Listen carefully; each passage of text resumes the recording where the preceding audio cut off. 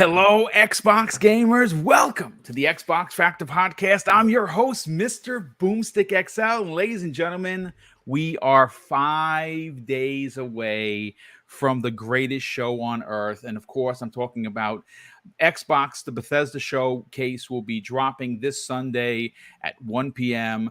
Lots of exciting reveals. We're expecting some big bombs. And then we got the information that the next day, or I think it's it's Tuesday, there's going to be an extended showcase, a 90-minute extended showcase. I mean, Xbox is here to win, and we're going to be towing the line here in Double Barrel Gaming. As a matter of fact, everybody here is going to be on a podcast or another, or like Box and Burger, 8 of them in the next couple of days. But we live for this time of year. Obviously, we want you to hang out with whoever is your favorite podcaster and check out their wares. Everyone here has something that's going to be bringing big to the table. And listen, we're going to get into today's show. We have some breaking news with Hideo Kojima, what his new game is going to be called. Is this the Xbox exclusive? It is a horror game. We're going to be breaking down what 20 million Forza Horizon 5 players means to Xbox Game Pass. And I'm going to be talking about some Fable, some Avowed. And then, folks, if that's not enough for you, we're going to be giving you our opinions on what needs to be at this show to make it a 10 out of 10. But let's get into the introductions first. And of course, our special guest, and he's not even a guest anymore. He's really got the key to the kingdom. Steel Rain, what's going on, brother? How are you? Boom Dominus. It is I, and I am him, the one and only Steel Rain. And again, boom, when you send that signal out, man, and I got some time, I'm definitely going to be here, right here, rocking and rolling with you on Xbox Factor Podcast. And not only that, but going into what seems like a beautiful week as far as gaming goes. Our E3, although some people are downplaying it and say it's not E3 anymore. Either way, this is the Super Bowl. This is the time that we look forward to see what's going to keep us invested within our ecosystems as we move into 2023 and the rest of 2022. So it is definitely a pleasure to be here. Nothing but love and respect. And ladies and gentlemen, I hope you're buckled in fast and tight because we got quite a ride for you today. Stay tuned in and much love. Yeah, brother. Well, listen, great show that was put on by you and Pong Soul this Saturday. I was just telling Steel that while I was cleaning yesterday, that bad boy was on. I was listening to the opinions. Pong Soul, you're here. You're wearing the MTV Classic shirt, obviously. And this is crazy that Steel Rain is wearing the MTV hat. Folks, they had no idea they were doing this, but that's why they're brothers. Pong, how the heck are you? Yeah, it's great to be back, Boom, especially for the week of Christmas for us gamers. That's right. It did get kicked off last week with the state of play, but this week right here is the real time to get excited, folks. We got a ton of shows coming up. Yeah. And yes, the MTV thing, we did not plan that. That just means we spend too much time together and that's how things work, right? But no, we're going to have a great show. We got a ton of great topics. And again, I can't be any more hyped, any more excited for everything that's coming up this week. So let's get down to business. Boom. Chat. By the way, you're all looking amazing. I hope you're all just as excited as we are. So let's do this. Let's talk some business. Yeah, absolutely. And of course, the man that's going to be on 19 podcasts in the next 6 days, Hyped Box and Burger. What's going on, brother? And are you going to be working overtime just like we all are? How are you feeling about this upcoming week? I'm walking on sunshine. Ooh, okay. I love it. Okay. Man, I'm so excited. Yeah, like you said, I'm going to host in the next 7 days 4 podcasts on my own channel. I'll be guesting on, I think, 5 others in the next 7 days. So it's busy times, but it's exciting times. I mean, I always say, I don't watch sports. I don't watch the Champions League over here or the UEFA or over there, the Super Bowl. That's not for me. This is my Super Bowl. This is my Champions League final. It's E3 week. Still call it that. And yeah, I'm just super excited for everything to come. The Summer Game Fest, the Xbox Showcase, and all the other little shows that no one talks about. But there will probably also be some awesome announcements. So yeah, it's a fantastic week, and I can't wait. And today we're gonna have an awesome show. We have a fantastic panel. The chat is full with beautiful gamers. It's gonna be fantastic. Yes, absolutely. And before we get to Josh 64, Brigaders Blue drops the first super chat of the day for $5 and says, "Gonna lurk and listen at work. I can't wait for today's episode. The hype levels are at Mach 10. Indeed, they are. And thank you so much for the generosity. But more importantly, thanks for being here and checking out the show." Josh, N64, Josh, how are you, brother? Are you excited for what could be one of the biggest shows in Xbox history? Game Pass. Yes, Game we Pass. heard Aaron Greenberg Pass. said that Game Pass is going to be the running theme. I love it. Game Pass. That's all I'm waiting to hear. I cannot wait. I mean, it seems like we got some incredible news yesterday. There's just let's go. Yeah. Let's get this show started. Cannot wait for you know Sunday. what? Let's open up with something that literally just broke 1 hour ago. I'd always pronounced it as Nibellion. I don't even know how I pronounce this guy's name, but he is obviously someone who always has the pulse of the gaming community tapped, and he posted something that's incredibly important, interesting, and it makes you wonder if this is the game, the exclusive Xbox deal signed by Hideo Kojima. And apparently he's working on a horror title, ladies and gentlemen. It's called Overdose, and it's starring the actress Margaret Qualley. She played Mama in Death Stranding. The game is playable in both third and first person, apparently, but not many more details have been released. This is a big deal. Obviously, we've been waiting for the last couple of shows for Microsoft to bring out Hideo Kojima, who has signed an exclusive deal to work on an exclusive game for Xbox. And here we go. It is a horror title, and it is titled Overdose. I'm going to go first to Steel Rain. Steel, this is a big deal for a multitude of reasons. Yeah. Microsoft's push to the East cannot be more prevalent than what is going on right now in the community. My timeline is littered with new gamers from the land of the rising sun finding Xbox, specifically the Xbox Series S, and posting it for everyone to say. And of course, like in boomstick fashion, I am welcoming everyone that I see posted to the Xbox family. And listen, whether you think he's overrated or you don't, Hideo Kojima is a big name. In fact, he is a huge name in that region of the world, specifically a region that Microsoft has lost for generation after generation, and they're creeping and they're slowly. Are they going to beat PlayStation and Nintendo? Probably not, but they could still be relevant and a presence. And getting someone like Kojima to make a game that's going to be in Game Pass, where millions and millions of people subscribe, could be just what the doctor ordered. What are your thoughts on Overdose? My thoughts on Overdose. I'm along the lines. I'm not going to say that I'm like the biggest Kojima fan or whatever the case may be, because that's far from the truth. My Metal Gear history starts at Metal Gear Rise of Revengeance and then ends at Metal Gear 5: The Phantom Pain. So I don't have the same breadth or depth of care or love for Kojima as a lot of other people do. I do respect him as a game designer, though. He's been at it since the 80s. I look from what I've seen, 86, since he's been in the industry.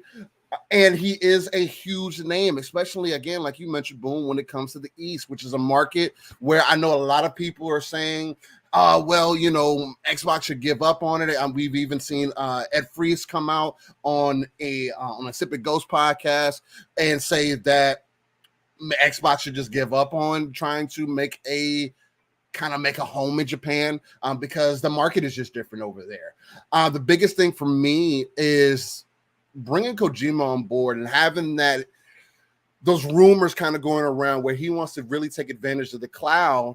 You kind of put two and two together and say, all right, well, who better than a Microsoft or an Amazon, who currently are the leaders for that? And the only one that makes more sense than Amazon does is going to be Microsoft versus like a Sony. So if this is that new game, there could be a chance, especially if it's announced at this showcase coming up. It's going to throw a lot of people up in arms. A lot of people are going to be having this conversation. All the people that say that they don't care about Kojima are going to all of a sudden care about Kojima and this game that he's going to be making, because again, mindshare works. And when you have someone who has created Metal Gear Solid, regardless of my personal playtime history with it, I understand what that means. And there's a reason why he gets the type of sachet, or some people say that he's more like a prima donna, whatever the case might be. But to be completely honest, how can you fault the man? He's done good work, whether you like Death Stranding or not. That's still another game that has. I put 60 hours into that game, Steel, that I had no interest to play, and my brother gifted it to me, and I'm like, wait a second. This is a single player game, but its multiplayer is so unique. It's so outrageous. Right. I have to continue playing this game. And you're already seeing, and that's a perfect segue right there, Boom, is because you're already seeing that he has some of that vision. You're creating a single player game that's also based off of teamwork or other people being involved. Yes, maybe not directly, but in a very indirect manner that could potentially benefit your play style. And if you start implementing those things on what could be possibly done from the cloud, again, you want to see the potential of the cloud. Look at Microsoft's Flight Simulator, where they're streaming in petabytes of data to give you real-time weather data, so that when you go hop on Flight Sim right now, the weather's going to look exactly how it is currently today at whatever time that you go up in that sky. Yeah. So the potential is kind of endless. I do get excited for these things because anything that's going to anything or anybody that has any ideas to push gaming forward, or being able to open up more of the hardware resources, because honestly, that's kind of the point that we're getting to, right? Where we're getting to the somewhat of the potential of what hardware can do. Now, what can we do to free up the hardware a little bit so our consoles can maybe last a little longer, or maybe so we can just do things a little bit differently that maybe we didn't anticipate, and we can get better AI and other things from out of that. And he could be a huge proponent for that. So that gets me excited personally, at least. But it's good to hear that it has a code name thus far. I want to see more from it. I'm one of those that I like to see actual, what's the product first. Yeah. I want to see the full product in depth before. So. Yeah, no. I mean, listen, you want to see what's going on. Obviously, we know the game is going to look good. The Kojima has a way of just making games look fan-freaking-tastic. He does push games to its absolute maximum. So it's not. I have high hopes, and again, I would love to see his take on horror realized, because all we have is PT. If you have an old PlayStation 4 and PT is still on there, and I do, that's all we have. And quite frankly, I don't know how many times you played that demo. I played it over a dozen times, and it's just a demo. And, yeah, man, when I sold my PS4, it was still on there. And I think I got almost the full price of the original price because of that. Wow. That's awesome. Yeah. I mean, it definitely means something. I got to welcome in Mav. Mav, I didn't expect you to be here, brother. Welcome. How you doing? What's up? Yeah, I was racing to try and get back here in time, and I made it. I was a little late. Sorry, everybody. But yeah, I'm excited. Man, it's this is the week of news and gaming and hype, and I wouldn't miss this for the world, Boom. So listen, you know what? I got to give you a tremendous amount of on the air praise. That video you put out with all of the content creators giving them our picks was phenomenally done. Well, I mean, leaps and bounds better than last year. As you can tell, the production value is high. If you missed out on it, folks, definitely get over to his YouTube channel and check it out. I mean, he has all the who's of gaming in there, and it was very well done, Mav. But I want to bring in Pong Soul and get your opinion on this. Pong, look, there are a lot of people that don't have any interest in what Kojima does. And if you are on that train, I hear you, but I'm not on that train. I'm on the train. Like, I want to see what an Xbox exclusive Kojima game looks like. Obviously, We know that Death Stranding 2 is potentially going to be made, because we heard some rumors about that. But right now he's working on Overdose, which is the rumored code name. Are you excited to see what an Xbox Kojima exclusive is, or nay? Yeah, I am always on this train, and I'm not necessarily even the biggest Kojima fan either. He's been hit or miss for me in what has actually looked and played that actually got me, into his games. It really has been hit or miss. So whether or not this is actually the Xbox exclusive or this is a different game, because I do believe, and I've said this multiple times on different shows, that Kojima is now in the phase of his life where it's no longer going to be one game at a time for him in his studio. That's the way it used to be. He used to put all of his focus and energy into one project and then move on to the next when he was done with that one. I think now, as Father Time is tapping him on the shoulder, I think he wants to get more and more games out. Because his brain is filled with ideas. And so whether you like them or not, whether this is an Xbox exclusive or not, I still think potential is that that's still being worked on in the background, and this may not be it.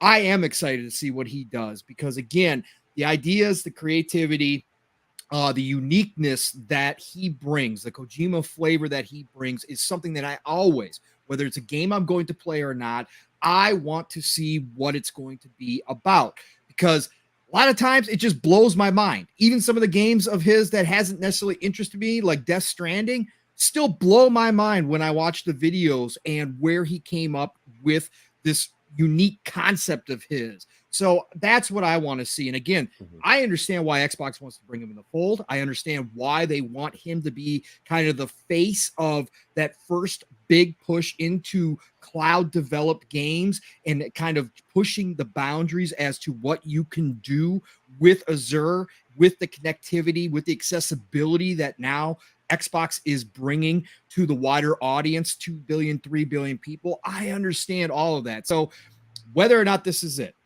and let's just assume for a minute it isn't, I'm still excited to see what's happening. We got confirmation that Death Stranding 2 probably is in production. So that's going to be cool to see what he comes up with next for Death Stranding. And then let's say he's got another idea, and that's the one he's working on behind the scenes for Xbox. And whether or not the deal is signed, we still don't know. I mean, Grubb months ago said it was to the lawyers. We assume things would have gotten signed. But again, you can never make that assumption until we actually get official word. If that happens this week, and this one does happen to be the Xbox game, hey, count my hype levels up even a little bit further, because again, I believe that they're bringing him in to actually show off what the cloud can do, to try some new ideas, to bring some of that crazy Kojima to the cloud, to Azure, and show the world, hey, all the stuff we've been doing all these years, all this infrastructure we put in place. Yeah, you guys have seen bits and pieces of it, but we've got more to show you, because now we're going to take development up into the cloud for everybody. But Kojima is going to be the first one to really show you how this can be done. And I think that's what would raise my hype levels even more if this turns out to be the one. So yeah, man, whether it's at Game Fest, whether it's on stage at Xbox on Sunday, June 12th, no matter what the case is, I'm going to be glued to my monitor, my TV, watching to see if there's any hints as to what this game is going to be like when Kojima finally announces it. So I'm excited, man. Yeah, man, me too. Before we get into what Boxenberger has to say, let me thank a couple of people here. We got a super chat from very good friend of the program, Sir X-Man. Drops an outstanding $2 super chat and says, boom, sent you the trailer for Sonic Battle Mechanics in DM. I will definitely check that. I know there's literally a Sonic show going on right now. And as someone actually put that, he goes, whenever we go live, there's always something happening. Listen, folks, that's the luck I have. And the Wise Old Gamer, who's been a channel member, wow, man, for 20 months, almost going on 2 years. Thanks for the generosity, brother. He says, I tried playing Death Stranding, loved it, no longer need to take melatonin before bed anymore. That's the spirit. So Boxenberger, look, we know that you consider Kojima overrated. You've said it numerous times, and you're not sorry you said it. And I'm glad that you're not sorry you said it. But here's the thing. He is still, to this day, a relevant name in gaming, regardless of whether or not you liked Death Stranding or not. I think that if this is the Xbox game he's been working on, it's going to be a big draw for a multitude of reasons. Like I said, we only saw a hint of what he was capable of in PT. If this is a full-on realized horror version, I'm excited. What are your thoughts on whether or not this actually can be that, to be honest with you? Yeah, well, my first thoughts were just what I wrote in our chat group, and that's another snooze fest coming in. Like you said, I don't get Kojima. I really don't understand why people like his games. They are boring. They are uninspired. I always fall asleep.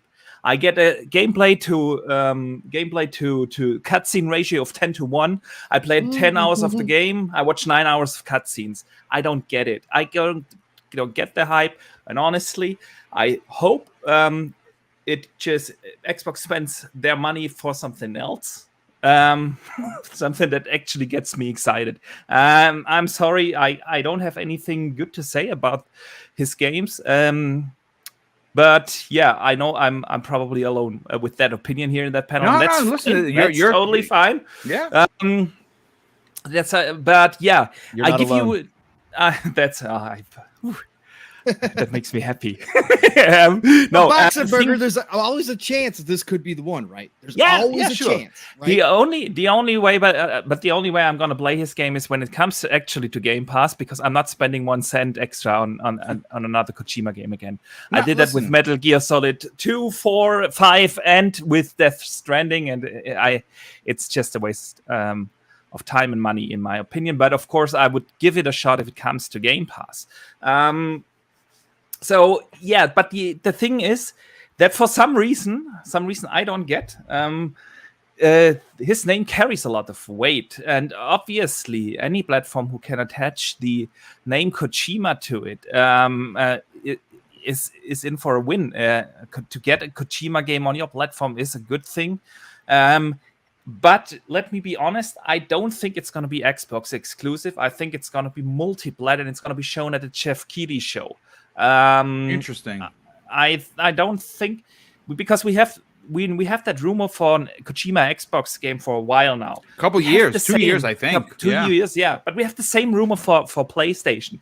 And the funny thing is, for my video that I dropped yesterday, I did actually a lot of research. Where did this rumor come from that Kojima is doing an Xbox game or a PlayStation exclusive game? And the only sources I could find were some weird fans on Reddit that just said, I heard Kojima's doing an Xbox game, and that's the source. There is no source for this rumor. There is no legit source for any of these rumors. Grub had some information about that as well, about there being a letter of intent and all that kind of stuff, right? So I think that kind of solidified the rumors a little bit more because of his track record. But that was about a year later after these rumors came out. So I'm not really sure, honestly, what he had signed, because that could there were a couple of mentions of that in the forums that this is happening, but that doesn't mean that it's exclusive. That just means that it's a possibility to be published on the platform. It has nothing to do with the actual game being exclusive. Well, it could happen. I'm just saying, my educated guess after doing a little digging is it's going to be a multi-platform game, and we will probably see it at the Keighleys, because we know how buddy he is with Jeff. So that's just my 5 cents here. No. Listen, I love the hot take. Real quick, Eli Slomovich, good friend of the program. We talk pretty much every day. Me, him, and King David in a private DM. He drops a very generous $5 super chat and says, "Thanks to all the content creators for this super week. Hype for all games on all platforms. I think Bethesda Show, ESO, Roundhouse, Mobile, and Quake Reboot. The Quake Reboot I'm very excited about, because I think that, we heard that it was going to be rebooted in the way that Doom was. And there's going to be a female protagonist as opposed to the original being, like a nameless, faceless male. I like that they're taking this in a different direction, and I think that that's going to be dope. Dan the Man Cunningham, what's going on, Dan? How the heck are you? He drops a very generous $5 super chat and says, "Boom, Boxenberger, Palm, Mav Steel." N64 Josh, thank you, brothers, for keeping up my spirits. What you all do matters. You do make a difference. Thank you. Well, that's very kind of you to say, brother, and that's why we do it. When you hear the generosity is unbelievably thankful. Absolutely. We're all thankful for the generosity, but it's the comments like this that get you excited to continue to produce the content, because, like I said, this is going to be a big week. It's going to be a busy week, but it's a week that we all look forward to simply because, well, it's Christmas. It's basically our Christmas. But let's get N64 Josh's opinion on this. Again, this may not be the biggest topic of the day. It just dropped, but we got to talk about it. Are you interested to see what a fully realized Kojima horror title could be? I'm always interested and then usually disappointed. And it's just the nature of it, right? Not every game has to be for me. I'm totally cool with it. As a business decision for Xbox, getting this on there, please, absolutely. Like it's absolutely the play to make. But they're not games for me. I'm just like, why is this UPS guy carrying all these boxes with this scary kid down his throat? I don't understand what's going on right now. Like, what kind of acid trip am I playing? I just don't, it's not for me. Thank you. The funny thing is, one of my best friends is one of the biggest Kojima fans in the world. Same. I had a fantastic discussion with him about 6 months ago. And he said, Metal Gear Solid 2, best game ever made. Well, I said, okay, tell me about it. I played it. I didn't understand the story. What was this game all about? Yeah, it's the master Kojima. It's so complicated and it's so fantastic, but he couldn't explain that story. So tell me, is it really good storytelling if no one understands it? That's like the Metal Gear. I was like, okay, here we go. Metal Gear Solid on the PS3. I'm like, let's do this. I'm like, let's not do this. Why does this guy walk like that? Like, just give me Sam Fisher and I'm good to go. Yeah. You know what I mean? Like, they were not games made for me. But I love that. I know that there are people as excited about a Kojima game as I am about Halo or Gears of War or those games that I can play competitively or whatever the case may be. So again, I'm here for it. Like, bring it. The more we see from him, the better, because of how many people like it. And who knows? I will always try it because it's so well loved. Death Stranding looked amazing, but I was just like, this is so bizarre. Like, this is just it's not for me. It's just, and that's okay. Yeah, real quick in the chat, Tua PR says this. I downloaded Death Stranding a few days ago on PC, and I'm bored and confused about it.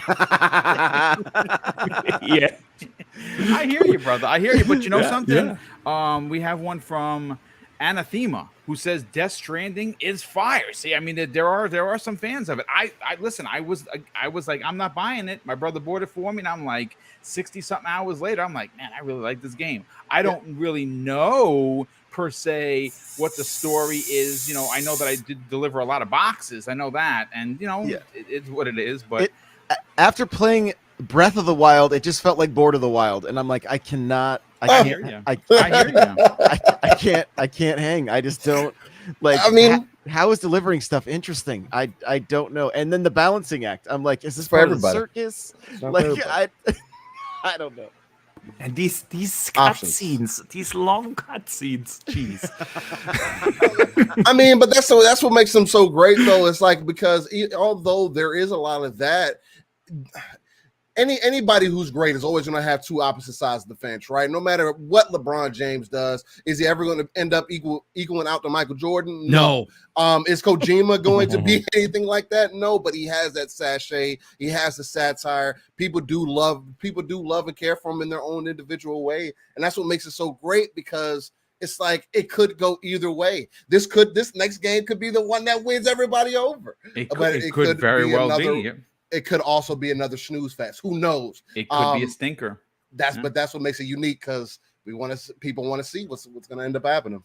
That being said, it's the his ability to take risks and try things that are completely outside the box that resonate so well with some people and don't resonate with others. And that I appreciate so very much, because he's staying true to himself and his vision and creating what he wants to create, and the fans of it love it, and the rest of us don't. I mean, it's true. That happens. It's with really music. It's split decision. It really is, and that's he's that's the ultimate. okay. He's the ultimate creator, Josh. You said it perfectly right there. He makes what he wants to make for himself, and if others love it, great. If others don't, he's cool with that too. That's fine. He's not making games for necessarily the masses. If the masses love it, hey, that's just a bonus on top of, but he makes what's in his head for himself. He gets that out. And man, whether you write, whether you make movies, if you read the people that do it the best, they will always tell you, do not make things for your fans, make things for yourself and let them love them because of that, because that's when you do your best work. But then you can't come out and tell your American audience that they're too stupid to understand. Don't do that. Doesn't work either. Yeah, that's the ego, Can't right? do Steel, that either. Steel, that's that ego, man. But We always talk about. That could be a fault. That could be a huge fault. It is. Because of that one statement, especially in this day and age. The next game you put out, this is the cancel culture, brother. Good, bad, or indifferent. It's you don't definitely say stuff like that. But Matt, let's get your opinion on it. And we're going to move on to the second topic of the show. Smaller one, but one worthy of a conversation. And first of all, we got 425 people here. Wow! Thank you so much for checking out. If you're finding the channel for the first time, I got to do some self promotion. Tomorrow night's primetime gaming, ladies and gentlemen. I am not only getting goosebumps talking about it, the nerves, the sweating gif is starting to come out, because tomorrow's show, we have 16, as of today, guests rolling through to give us their picks for one of the biggest shows I've personally ever put on in 4 years. We could by the end of today have 20 people rolling through, and all the who's. I'm still waiting for Rand to give me a confirmation if he could be there for a few minutes. Miles Dompierre, King David, Pong, Mav, Steel. It's the guest list is stout. I tweeted about it yesterday. I'm going to tweet again today to remind everybody. It is our annual official annual prediction show with, of course, the cast of characters on Primetime Gaming, and a total of 16 people rolling through. It is our biggest show ever. More than likely, folks, it's going to be a 3-hour affair. I've already told Mrs. Boom that, you know what, there's no movie watching tomorrow night because we got to get this in and done.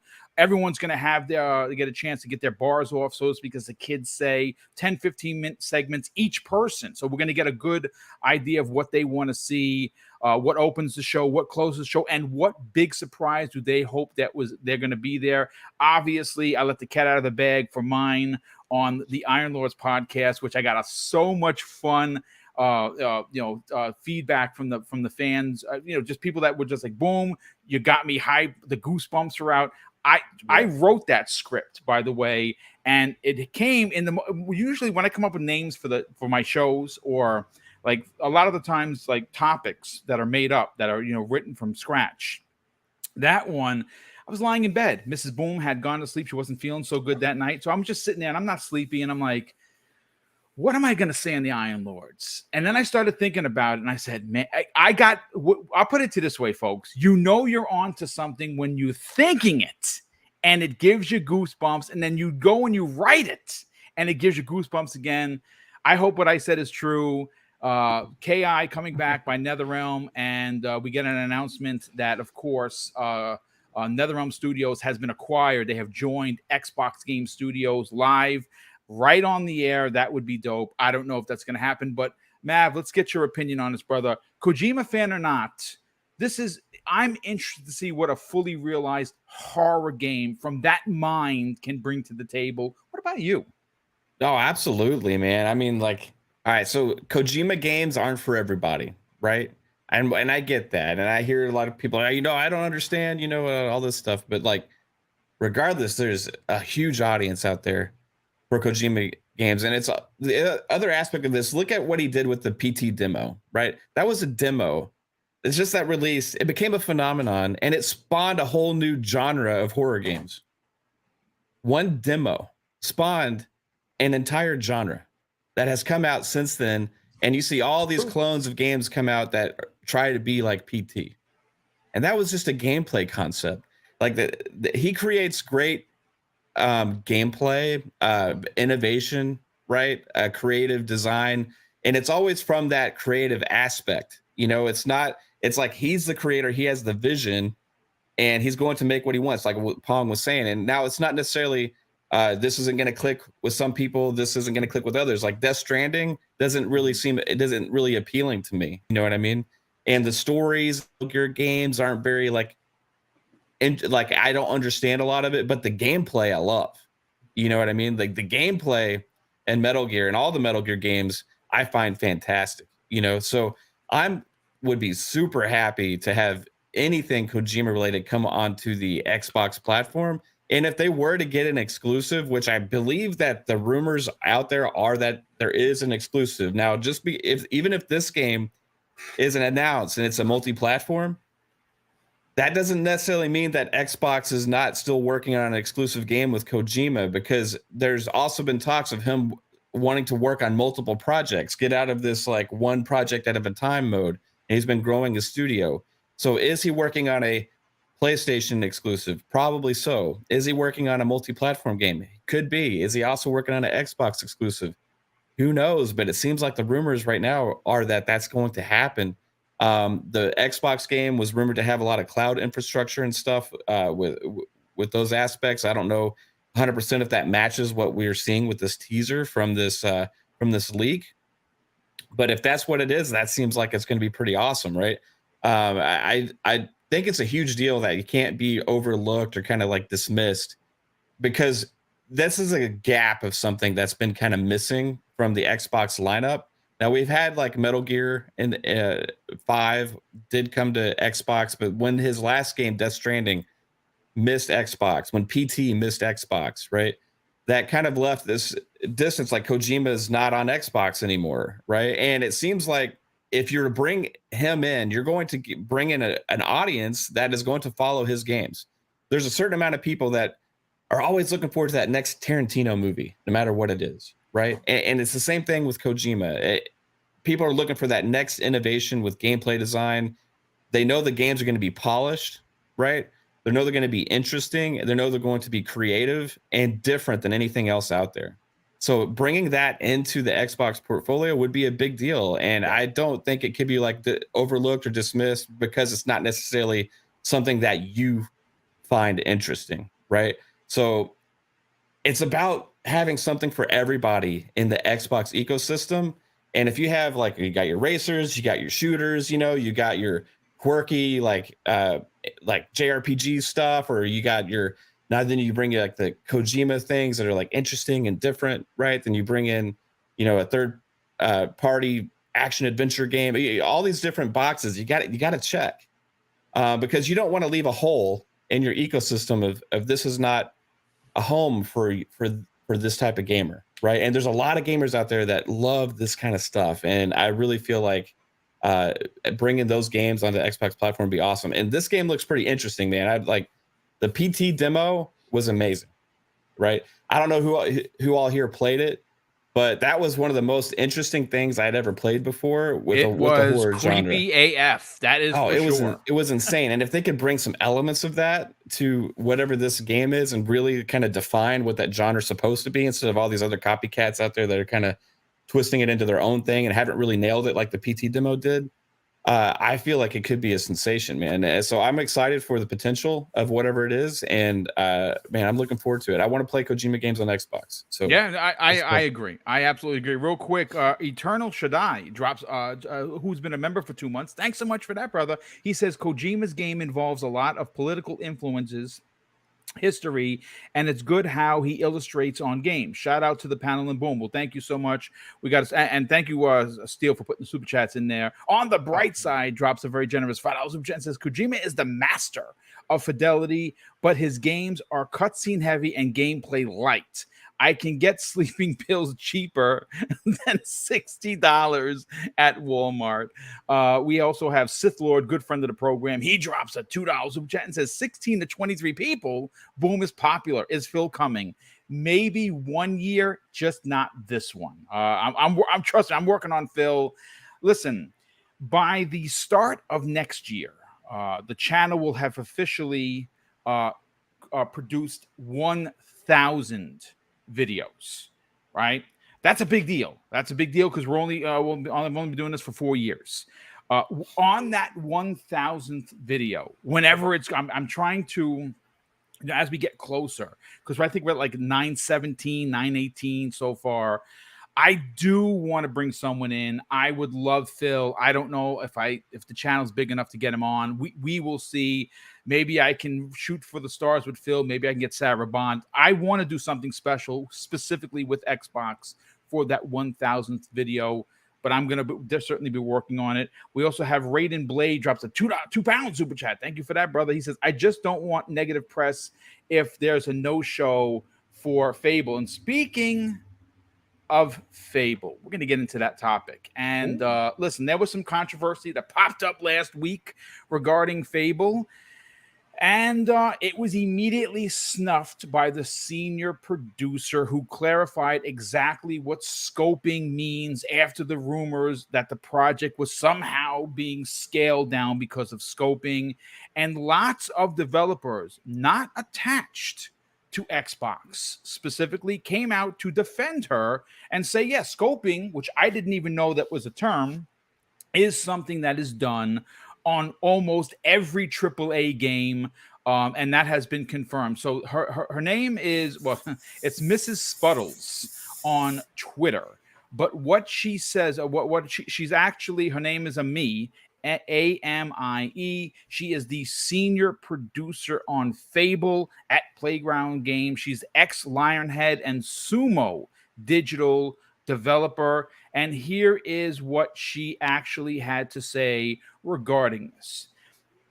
And I quote, I want to clear up something about scoping. It is a normal, necessary, and healthy part of game development. I can guarantee you that every single AAA game you've ever played will have gone through scoping regularly during development. And she continues, its intention is to make sure that the team is focused under one clear vision and we can get it made in the time that that they have without killing themselves.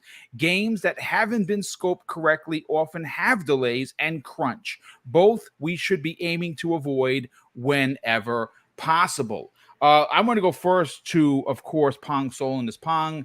This is great.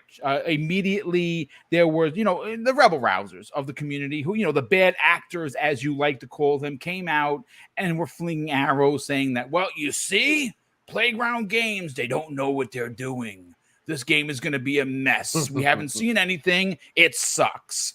And of course, almost immediately, she comes forth and says, hold on, folks, I want to clarify something. I'm happy to see this happen because I'm excited for Fable, whether it's going to be a big game or a small game. I have a feeling it's going to be massive because they are rebooting this. What are your thoughts on the scoping controversy? Well, I wish people would learn lessons, but unfortunately, human beings have a problem doing that.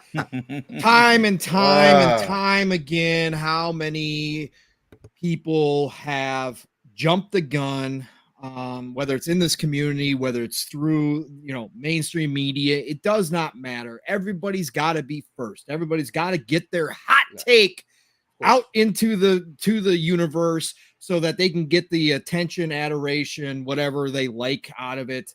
Time and time again. Look, we all play Armchair CEO. We all play Armchair Devs. We do this on podcasts all the time. It makes for good content. People do it, whether it's in sports or any other hobby, movies, TVs, comic. It doesn't matter. You can find this kind of talk out there. But some people just don't know how to take a step back and have a really good opinion from the armchair seats instead of just throwing out hot takes for the sake of throwing out hot takes and wanting to be the first to start causing trouble and claiming that there's a fire in the kitchen. No way. Just because they saw a little bit of smoke, right? And again, No way.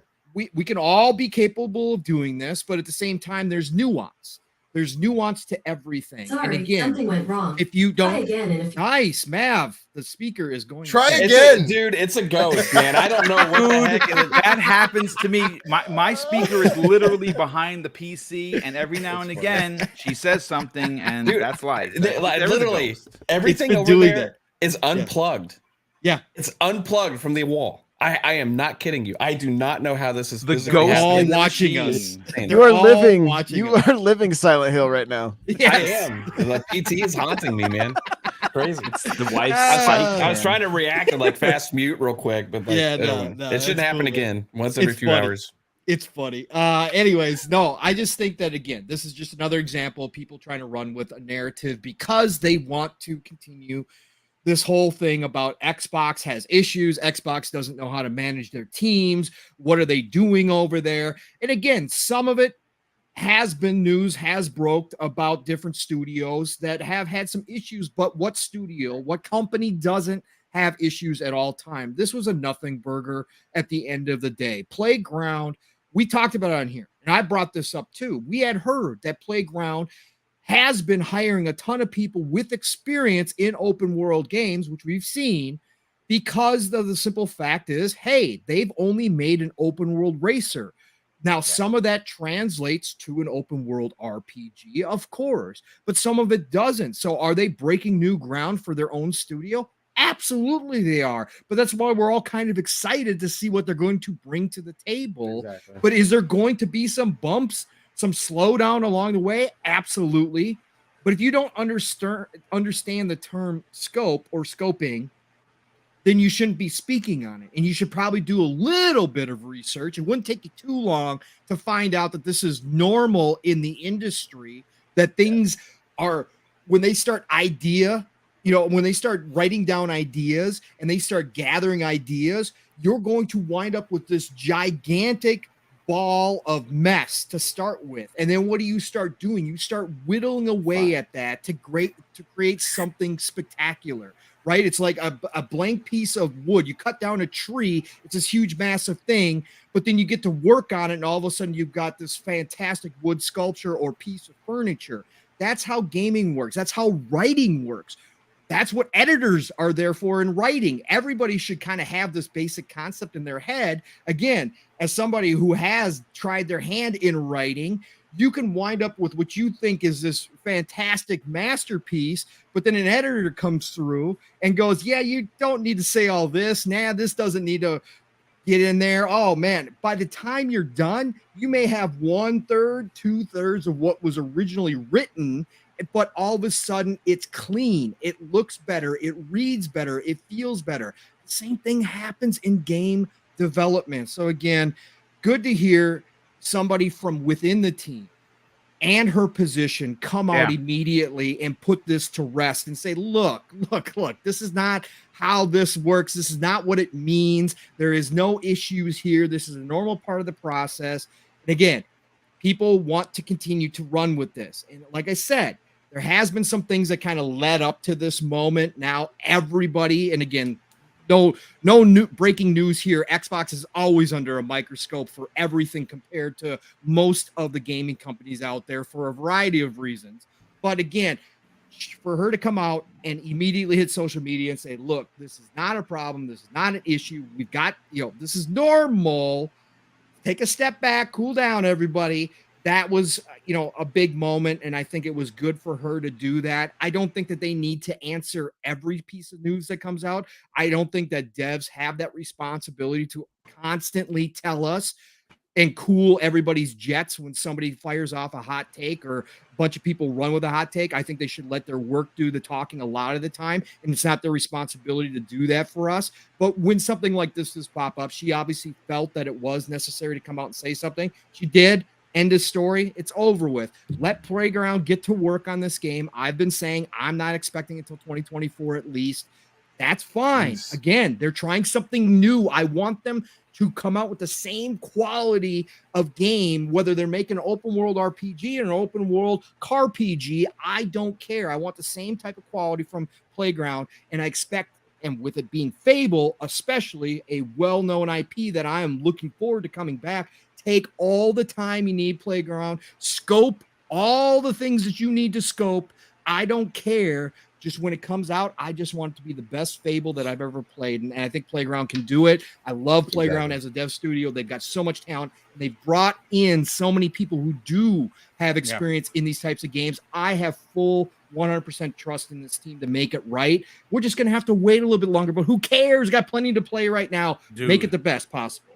100%. Real quick, Servant 117 drops an outstanding and a ridiculous $20 super chat and says, the issue is Xbox Studios has great potential with not a lot of current content, a lot of publicity without the payoff. Yeah, the payoff is coming this June 12th. Again, I'm not an insider, not even remotely close, but what I'm hearing is a 10 out of 10 show. We shall see in 5 days. But listen, let's bring in N64 Josh and get your opinion on this. I mean, listen, obviously you're a big content creator. You understand what it takes to make a good product because you do it almost every day when you have 1,000 people racing along with you in Mario Kart on TikTok, which is bonkers. How do you feel more specifically about the producer coming out and saying, "Hey, let's put the flames down. This is normal. The game is going to be big. There's nothing to worry about. Nothing to see here, folks." I mean, I've worked in games, right? Like this should be what everybody expects. Period. Like, period. There's no. It's just the way this works. You scope everything. So much gets cut out. Yep. Like, I don't know if I highly recommend, if anybody has ever had any desire whatsoever to make games, jump into a game jam. Like, there's what's crazy is there's so many different aspects of it, whether you're doing sound effects, music, some kind of artwork, programming, whatever. You will learn very quickly how difficult it is to make a game. And when you sit down with your team initially and you're like, okay, we want to make a game that does this, and then you figure out that scope and you go, we got to trim all the fat. All right. Like, this should just be expected at this point. Like, it's honestly kind of shocking that they had to come out and say something like this. I mean, as much as games are discussed on Twitter and Reddit and everywhere else, like, you know, and like Pong was saying, as he's talking about everybody with their hot takes and like, even this is a little off topic, but like watching anything nowadays, I feel like everybody just watches everything, just like thinking about their next tweet and not enjoying anything. Like, yeah, you're onto something with that. Chill. Like, enjoy today because there might not be a tomorrow. That's a great way to think, brother. I like it. I mean, nothing is perfect, right? Whether it comes to games, movies, entertainment, and I mean, let's take it a step further. Like, my God, we get to just sit and talk about entertainment. Like, how freaking cool is this? You know, like, or sit and consume it, or be a part of a community that's all a community that we all that you know, it ties us together. Like, I don't know. There's just so much. Like, if everybody could just take a deep breath, realize that like you're welcome to your opinion, but most people probably don't care about it, and that's okay. That's okay. You might have your little echo chamber that's like, yay, you really got Xbox this time, or whatever the case may be. But like, just enjoy some stuff. It's okay. I love it. And calm and, you know, go play Game Pass. There's so much to do. Go play a game, Dan. Tweet less, play more.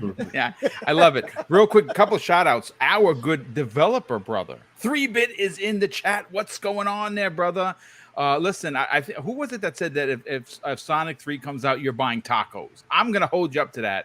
I'm just telling you right now. Sonic Adventure 3. Yeah, that's right. Sonic Adventure 3. That's my life because I love Sonic Adventure. I'm a stand for it, and I love tacos. So you know, it's a win-win for Boom for sure. And Gaz, I see he's creeping. Someone said he's in the chat. I missed it. Gaz, if you're there, brother, love the sauce, and we want more. We want hot sauce, so let's bring it. But listen, let's bring in Boxing Burger. Obviously, this was a big, like Pong said, a big nothing burger. But you know, let's talk about it. Are you happy that at least someone responded that said, "Hey, folks, this is what gaming's all about. This is what game development's about. You just don't worry about it." Yeah.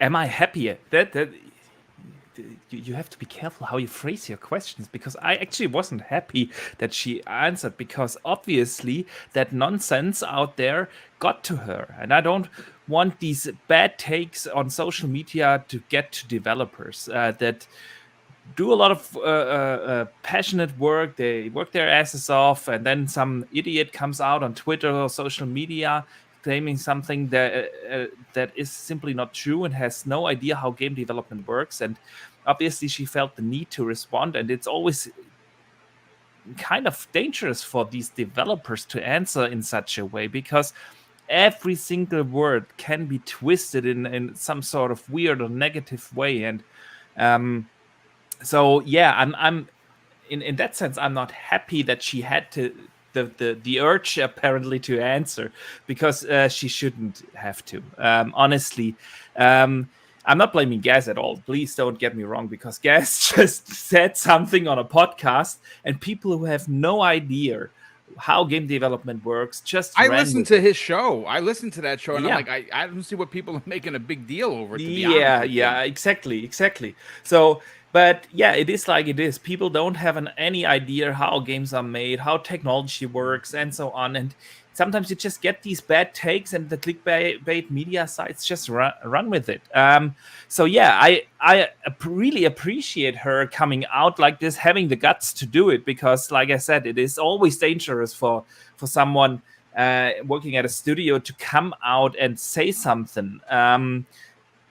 But yeah, it is just what it is these days. People should just chill out, wait for a game that they know literally nothing about, and just wait, because it's gonna be awesome. We know Playground are absolutely talented developers, and they have that desire to become one of the best. Developers out there. They literally said that that's their target, and I think they will blow us away with an incredible RPG that is Fable, that is cooking for a long time, and I hope they take all the time they need, because yeah, I trust them. I can't wait to see what it is. By the way, we're not getting into predictions, but I think it's not going to be at this show. I think we will see that at the end of the year, the Game Awards. But yeah, it's just chill, people. Fable isn't in any sort of way in trouble because of that. None at all. Real quick, Raiden Blade dropped. I believe I got one of your super chats, Raiden Blade. So the one I missed was of £2. He says Xbox is showing a lot of games, so let's enjoy it. Indeed, brother. And of course, I got the other one. He said, I just don't want negative press if no show for Fable. I don't think we see Fable. I'm gonna be honest with you. Not at this show. There is rumors that they could have an XO, right? There's still the Keeleys at the end of the year. That could be a big showcase for that specific game. But let's bring in Mav, and then we'll bring Steel, and then we'll move on to the Avowed topic. Avowed, I think, is going to be there. I think Avowed is going to be released this year. But we'll get into that momentarily and why I think that. Mav, what are your thoughts on? You agree with everyone? Nothing Burger, or and how do you feel about the producer coming out? Because I mean, obviously, she wants to defend her team. She wants to defend the game that she is the producer on. What are your thoughts? I kind of honestly I differ from Boxing Burger in this situation. I like when there's a bunch of nonsense going online that people are just kind of running rampant with, like that starts from something kind of innocent and then it turns into something like, oh my gosh, everybody raise the flag, something's going on, something's wrong, and then a developer just come and shut it down, right? So and when she did that, it just shut it down. It was like, oh, everybody's like, oh, okay, everything's fine, right? So I actually like that, because there's a lot of times that these false narratives or these like talking points get spread around and they get talked about for days on end on shows, and it becomes like it becomes the truth in a way, and it gets talked about on all these podcasts and stuff about the development troubles of Fable and all this stuff, right? And it's like when the dev comes like, hey, no, this was normal, it just like ends that conversation, right? So I do actually like that when they come out and step up and be like, look, guys, like that's not what this is. This is normal. Here's the situation, right? Because then it gives us something to actually talk about based on what they actually said from the developers themselves, right? And things that we even hear in the background from people that I've known to be potentially working on a game like Fable is that the pipelines and the processes are very well structured and organized there, and things are going pretty well, right? So it's nothing burger here, man. And I'm glad they shut it. You know, I'm glad they took care of it and shut that conversation down instead of it becoming one of these random podcasts crap on Xbox topics for weeks on end. We saw that happen last week. I'm not going to say what podcasts they were on, but you know, we did see that narratives are just very sad. People still bring up narratives from like 2 years ago from like a Matt Booty interview when he was like, people thinking he's saying, oh, only double games are coming to Game Pass because of a stupid one little 2-word excerpt from a whole interview that people just like ran with, you know, and they still bring that stuff up like on shows all the time, and the whole Xbox has no games and all these different things, man. And it's like anything people can use to create this like negative like context, it's going to be out there. But when the devs shut it down, it gives truth to the narrative, right? Yeah. And so I actually appreciate that because the information is the most important thing. You know what I mean? 100%. And the information that came out is good information. And there's more information behind the scenes that's good information as well. That there's people that want to share this stuff, right? That we know personally that can't, right? Because of embargoes and stuff like that. And it's absolutely good stuff though, right? So it's absolutely awesome. I can't wait to see the game.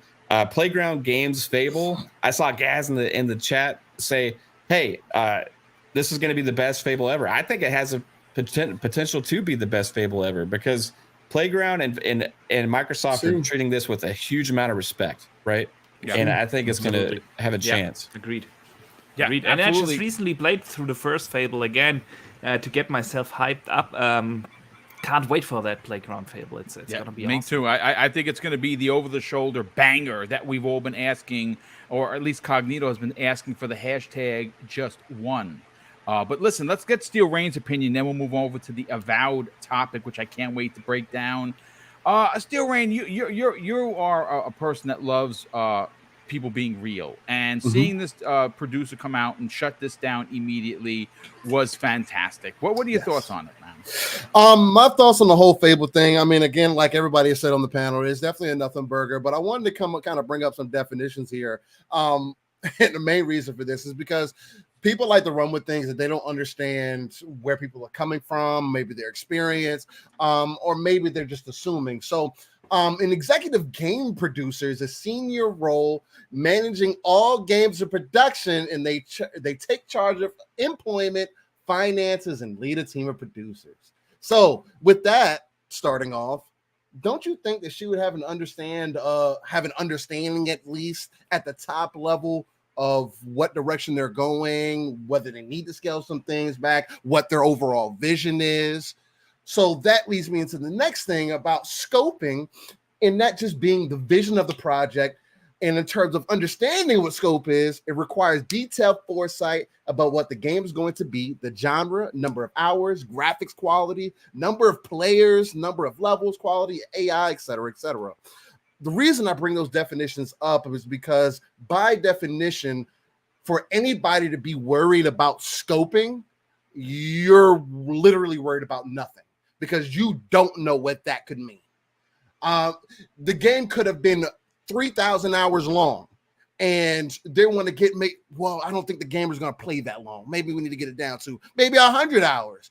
And that could be scoping. Oh, maybe we got to work on the AI. We had this expansive thing. We're going to have this kind of like a nemesis system going on, but it's going to take too much work, and we can't get a hold of the nemesis system. So we'll cut that out. We're going to work on some different things.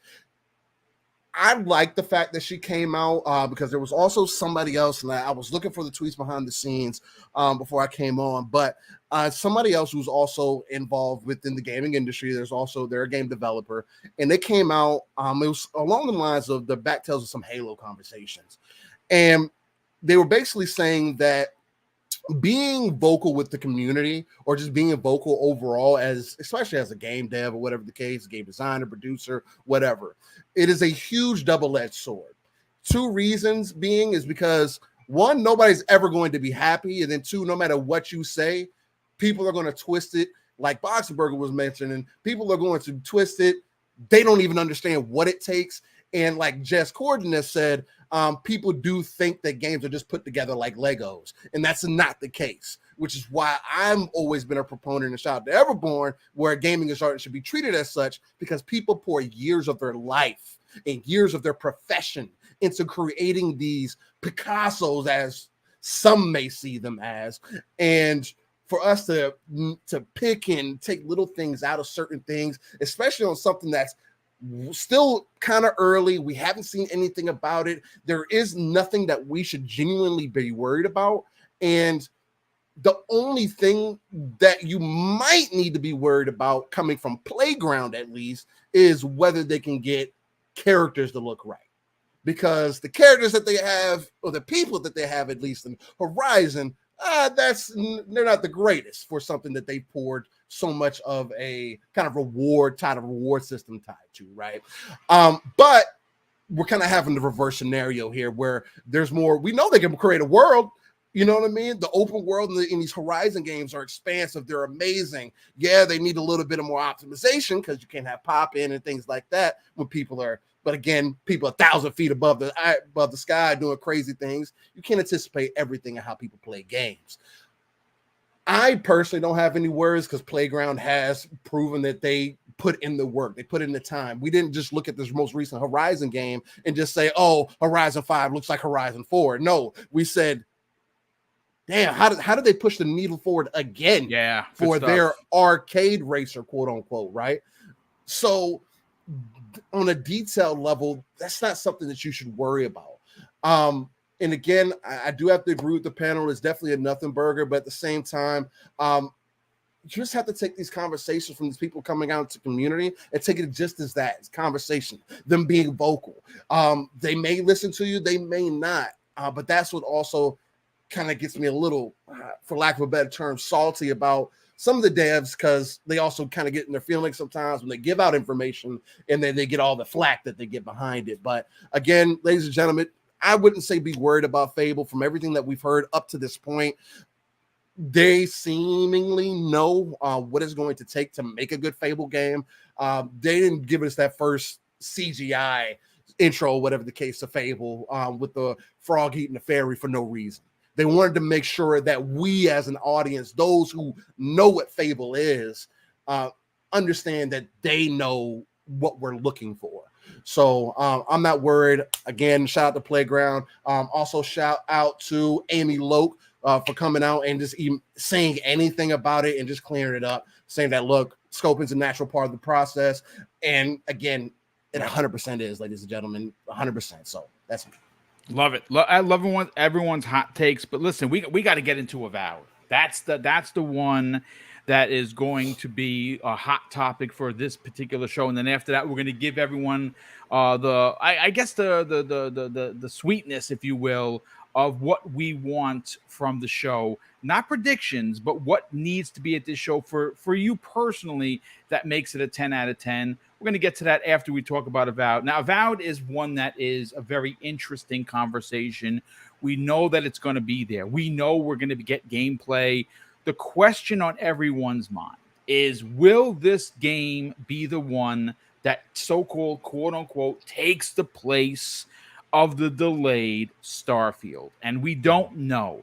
The one thing that we do know is that Obsidian runs an extremely tight ship. They don't talk much. Very little comes out when they're developing games, and they let you know when they want to let you know. And you know what? They have a history of delivering high quality AAA games in a very, very short amount of time. And we have proof on that because obviously they did that for Knights of the Old Republic 2 way back in the days, but they also did it for one of the best Fallouts in the history of Fallout, and that is Fallout New Vegas. Now, obviously, your mileage will vary. It's my favorite. I know some people will have a problem with that and say, no, 3 and 4, whatever. But they did that in 18 months, ladies and gentlemen. 18 months. Now, I'm not saying that we're going to get this game in 18 months. I honestly don't know. But they have been working on this game for several years. And the rumor is that this game that we've seen only a small little video of is why Microsoft acquired them, or one of the major reasons Microsoft acquired Obsidian Games. And if they're, look, I'll put it to this way. Kay Asante, big shout out to him. You know, he's been saying, hey, folks, I know people are disappointed, but wait for June 12th, wait for June 12th.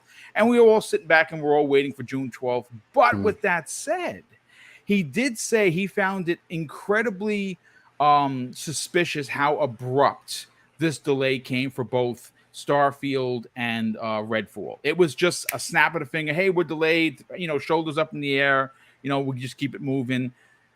A lot of people think that they don't have something. I tend to differ. I think that there's no way they just have nothing. Hey, let's abandon 22. Screw it. It's okay. We have Game Pass. I don't see it. Is it likely? Well, I don't know. I'm more of a half full glass kind of a guy than a half empty glass. So I'm going to run with the narrative that it could be there. Steel, let's get your opinion on this, brother. Yeah. Avowed is a big AAA first-party exclusive. Now, I don't know in scale or scope, is it as big as Starfield for Bethesda? I don't know because we don't know much about either game. Right. But I will tell you that if you had to put a game in its place, and I'm talking about Starfield, Avowed could carry that load for one of the bigger games this year. What are your thoughts and personal beliefs that not only are we going to see it, but that it's going to release in 2022?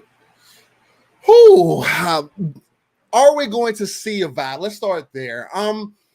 Personally, because we got that short snippet or whatever the case may be, I do think we're going to end up seeing Avowed at this point. We need to see some gameplay for it or something. You got to at least tell us what more the game is. Again, I know that they're basing it in the Pillars of Eternity universe or whatever the case. Now, again, it's another IP, another franchise that I necessarily haven't deep dived into myself, though I do understand the pedigree that kind of goes behind that.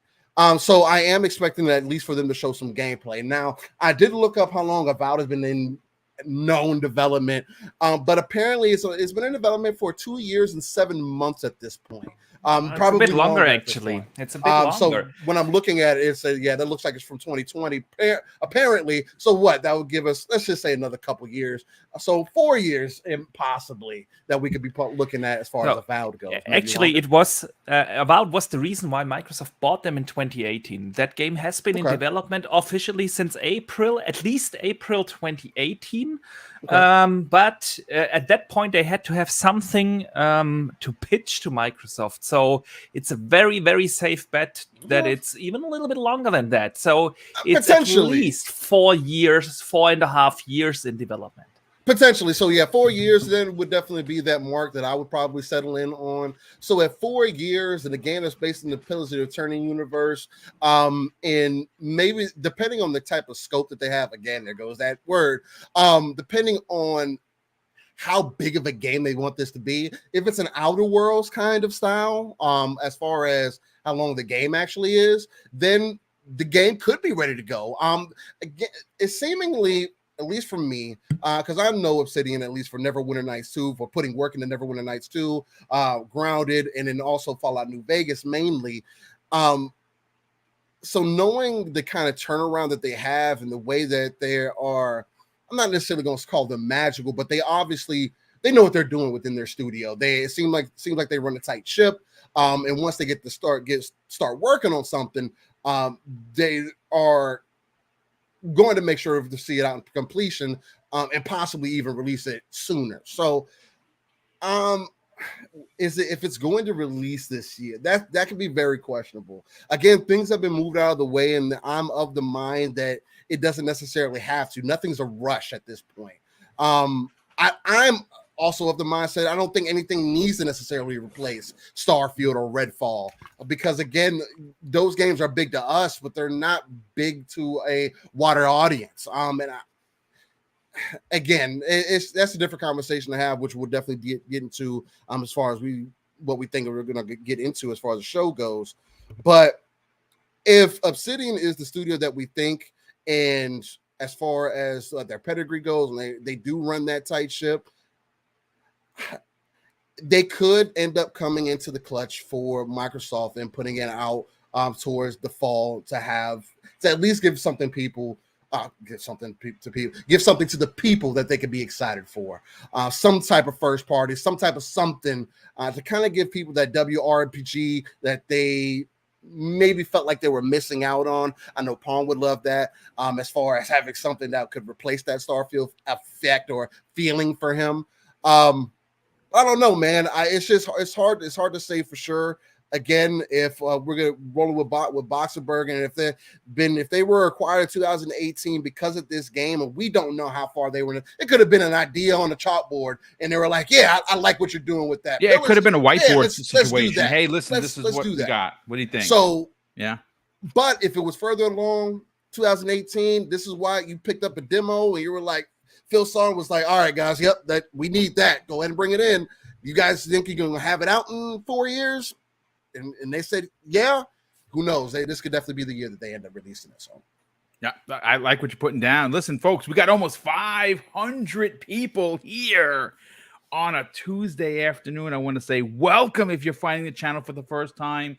And of course, please consider subscribing. We are this close, folks. We're obviously we want to get to 12,000, but we're close to 11,000 subscribers, and you can help us get there by subscribing. And if you are already subscribed and you're enjoying the banter, please, for the love of Joe, hit that like button. You know what? Let's bring in Mav on the conversation. Mav, this is a big one. And again, a lot of people like, well, they don't really, the question of the day, Mav, is does Microsoft have a plan B? We've talked about this a couple of shows ago, and you know what? I believe that they do, to be honest with you. But I would be really excited if Avowed was one of that part of that plan B. For you, what is your excitement level on Obsidian's new IP that's exclusive to Xbox? Well, I think Avowed is going to be huge. First off, I think it's going to catch people by surprise because right now it's just a name and all they've seen is like the little magic hands with the sword and like a, and it's like, well, what is this? It looks like Elder Scrolls-ish. Obsidian has a history of working on projects from other developers like Bethesda in the past when they've done Fallout New Vegas. They also have a history like Steel Rain mentioned working on BioWare project Neverwinter Nights sequel, Neverwinter Nights 2. Neverwinter Nights was one of my favorite games of all time. So they've had a history of working on like all these different genres, and they've also in the past have had to hit those shorter times, right? Because they were that like go-to studio to fill in those gaps, right? They literally are the Insomniac of Xbox. And again, that's my opinion, but some people may have a different one. That's fine. So if there's a studio that could pull this off, that could be like, hey, we need you to finish this up. You have 6 months. How far are you along? They'd be like, hey, we got you, Phil. We were going to release in March. You know what I mean? But like, I think we're ready. I could potentially see that from Obsidian more than other studios, right? I think that that scope of that game probably became larger though when Microsoft did acquire them. And like we've heard from other studios after the acquisition about the budgets that they have and the resources now at their disposal, it's kind of like, hey, they're all going big now. So that would be the only thing that would be in the back of my mind is like, how big are they going with this? Are they going to make this the next big, huge franchise? And they want to spend 6 years on this thing, right? And if that's the case, then maybe not. But like, maybe 4 years for them, 5 years for them is a long development cycle for Obsidian. right? They're not used to having that much time on a big project like this. They're used to having 2 years, 3 years type development cycles. So they've probably already gone way longer than they're used to having to work on a project. So Yeah. I think Obsidian could actually hit the top this holiday, and if there is a plan B, then that would be a slam dunk plan B, because you're replacing one big RPG with another big RPG, and you're showing at that 100%. point the full potential, the power of the slate that Xbox has at its disposal with being able to swap stuff in and out like this. But I don't think it stops there with Xbox. I'm going to go big or go home now, man, because I think they got other stuff in store for us this holiday as well. I'm going to go ahead and roll the dice, and I'm going to say that it's not just Avowed. They got some other secrets. Forza Motorsport, I believe, it's coming, will potentially happen this year. And if you had a holiday that included Forza Motorsport and Avowed, hey, all of a sudden that's like a pretty dang good holiday season. Now, but don't stop there. What about Age of Empires coming to console? That's been heavily rumored. Yeah, right. That's another big time franchise coming to console for the first time. That will be a big deal if that happens. But then I still think there's one more surprise. Something we can't even anticipate. Something we don't know about. Banjo-Kazooie. Yes! I don't know what it is. I'm going to roll the dice and say maybe it's a fighting game. Maybe there's a little bit of, with all of this talk about Killer Instinct, it's just like in people's like subconscious right now that like it's like being, the energy's out there and like people got this Killer Instinct vibe, and all of a sudden everybody's talking about it. Maybe, just maybe, they do have a fighting game in store for us this holiday as well, just potentially, or another big surprise. I have faith. I think there's going to be quite a few surprises. Did this turn into Mav's prediction show? What is going on here? I got to let it fly right now, man. What's happening? For it to be a big show, but talk about Avowed. Let's bring you to the conversation. Avowed. Yeah. Do you honestly believe in your heart of hearts this could be the replacement, if you will, the move out, the I don't want to say stand-in because it's a AAA game. It's a new IP. It's a AAA new IP by a big time studio. Obviously, for whatever reasons, and we'll never know this until someone says it, that Starfield needed some more time, and maybe Avowed was the one that maybe that's why they were so blunt about it. Hey, we're delaying it, sorry. And then we'll know that again, we could potentially know in a couple of days that Avowed is taking its place. What are your thoughts on that? What are the chances? Let me piggyback real quick with a little bit of breaking Twitter interaction here real quick off of Mav and his fighter thing, because we've had lots of talks about whether NetherRealm has been working on KI, maybe a KI. I got news for you. Listen, Ed Boon said something a couple of months ago. We talked about this, Pong. Yep, we did, but he just had another interaction with Destin Legary and Ryan McCaffrey on Twitter just about 12 minutes, less than 12 minutes ago here. So Destin had put out a tweet about an hour ago saying, my favorite rumor / joke that I've been seeing swirling around is that Ed Boon and NetherRealm are working on Killer Instinct 2. And while that is absolutely ridiculous, I wouldn't be mad if it was true. Ryan McCaffrey responded to Destin and said, considering that Killer Instinct only has about 10% of the sales potential of MK or Injustice, I think it's safe to say this is never happening. Destin came back and said Killer Instinct was free, so that makes sense. I'd settle for a Saberwolf appearance in MK12. And then Ed Boon responded underneath that and said, Xbox exclusive fighter, thumbs up. So I think he was adding his 2 cents that because Killer Instinct was exclusive, that's why, it didn't have the sales potential of an MK or Injustice. But he did not say anything about the rumor or joke, so I'm just throwing that out there. Ed Boon is hopping into Killer Instinct conversations. So he has been, folks. Let look. Here's the thing, okay? I've been following Ed Boon for years. I've been very, very close. Since I've been a content creator, I've always been very interested in his innuendos, in his, the way he says things, the way he handles himself. Going back all the way to 2015, he's been tweeting about Killer Instinct. I think as a fighting game guru that we know that he is, why wouldn't you want to bring Killer Instinct back? because it is a major fully owned IP by Xbox. Yes. If they want to stay in the conversation, they cannot let Sony run wild. I mean, listen, Microsoft bought Smash GG for a reason. It's not just for Halo. Fighting is an important aspect of the of social media for gaming. And all the way back in 2015, Ed Boon tweeted, and I quote, "It would." He goes, "If Killer Instinct were to be made, if we were to make Killer Instinct, it would have to be an exclusive." Phil Spencer responded almost instantly and said, "I love that idea." Right, that's all the way back in 2015, and he's been posting pictures of cons with people dressed up as Jago versus someone from Mortal Kombat. He's talked about it numerous times. KI versus Mortal Kombat. He just recently said at the beginning of the year, "We are working on a project that we have never worked on before. It's not Killer Instinct and it's not Injustice 3. But I have to stop there because if I say anything further, I'm going to get in trouble." Folks, listen, the goosebumps are out. And we also know, Boom, that he said that they tried to get Street Fighter versus Mortal Kombat done, and that deal did not work out. Correct. What happens if Killer Instinct versus Mortal Kombat was the backup? And as Steele and I were talking to the DMs, what if Microsoft at this point, because they weren't doing it with the IP, they didn't have another studio to work on it? What if they allow them to take it and do Killer Instinct versus Mortal Kombat and make it multi-plat? Who cares at this point? Cares? Nothing's being done with it, right?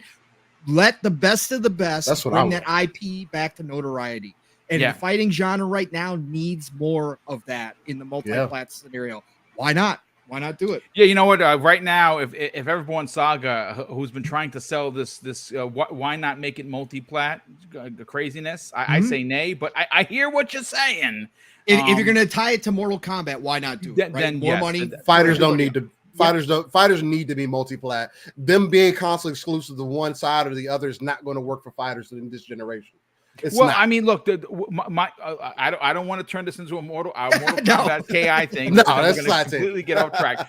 My only rebuttal to that is that there's a difference of trying to sell someone a $70 fighter versus 30 million people having Xbox Game Pass to play said fighter. They'll get it regardless. Yeah, right. They're gonna get people to play regardless. But again.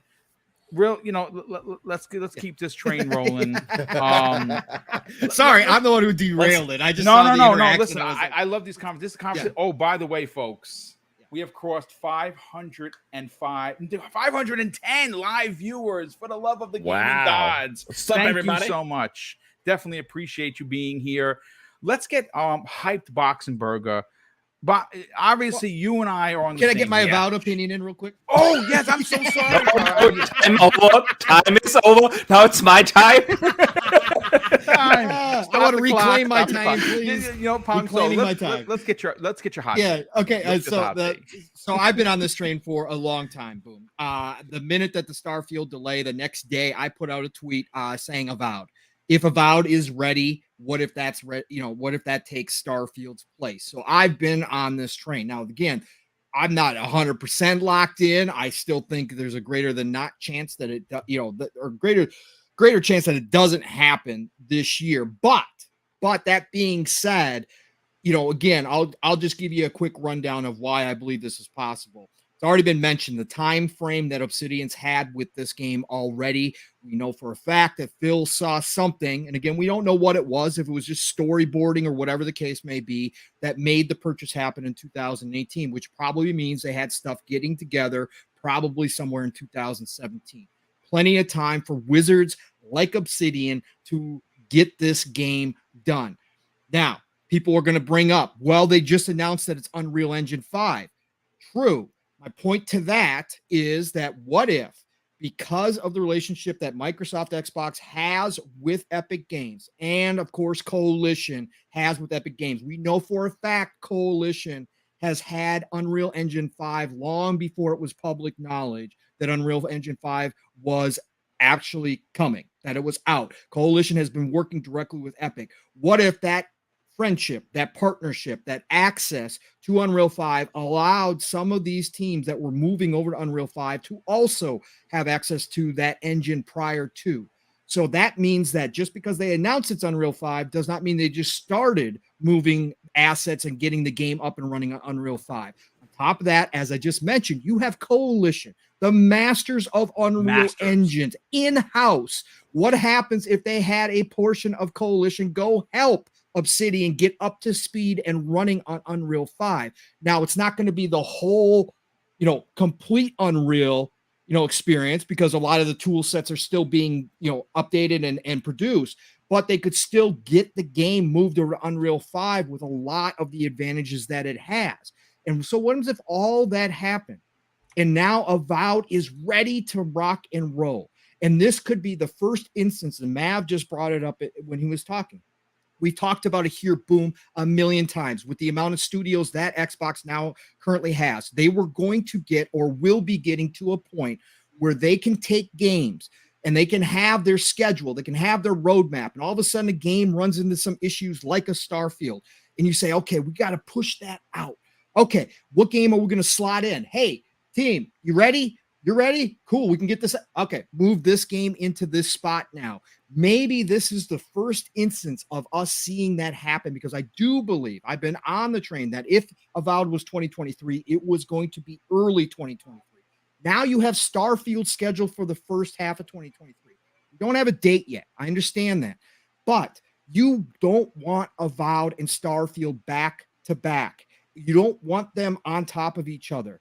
So if Avowed was ready and all they were going to be doing is from November, December, whatever the case may be on, they were just going to be extra polishing, but basically the game was going to be ready to rock and roll come January or February.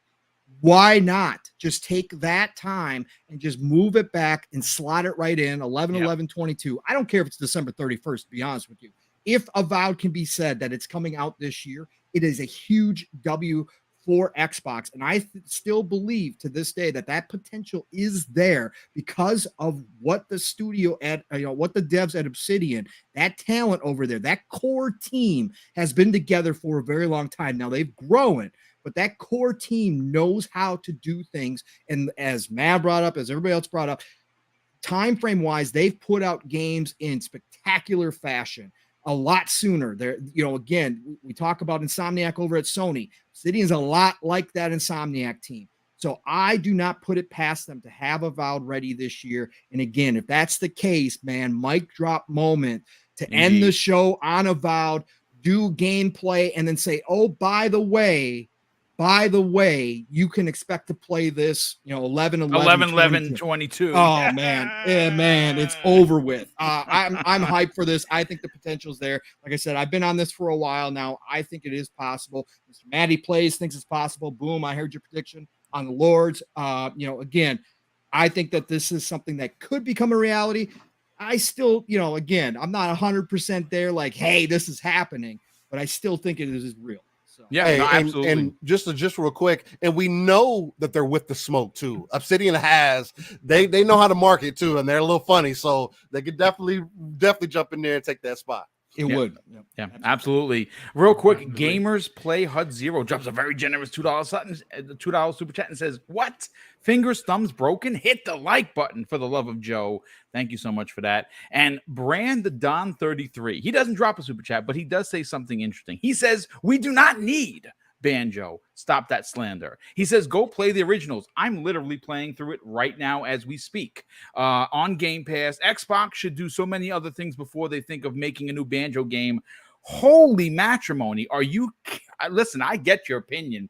Maybe you're not a platformer. Maybe you're young, you're not an OG. I grew up with platformers. I think that it's family games are something that are not prevalent on the Xbox right now. They have some third party, but they have incredible first party IP, Banjo being one of them. And it's rumored that Double Fine is doing the remake, and we're going to see it at this show. I hope that is a reality. But hyped Boxenberg, let's get your opinion on Avowed. You and I are on the same page.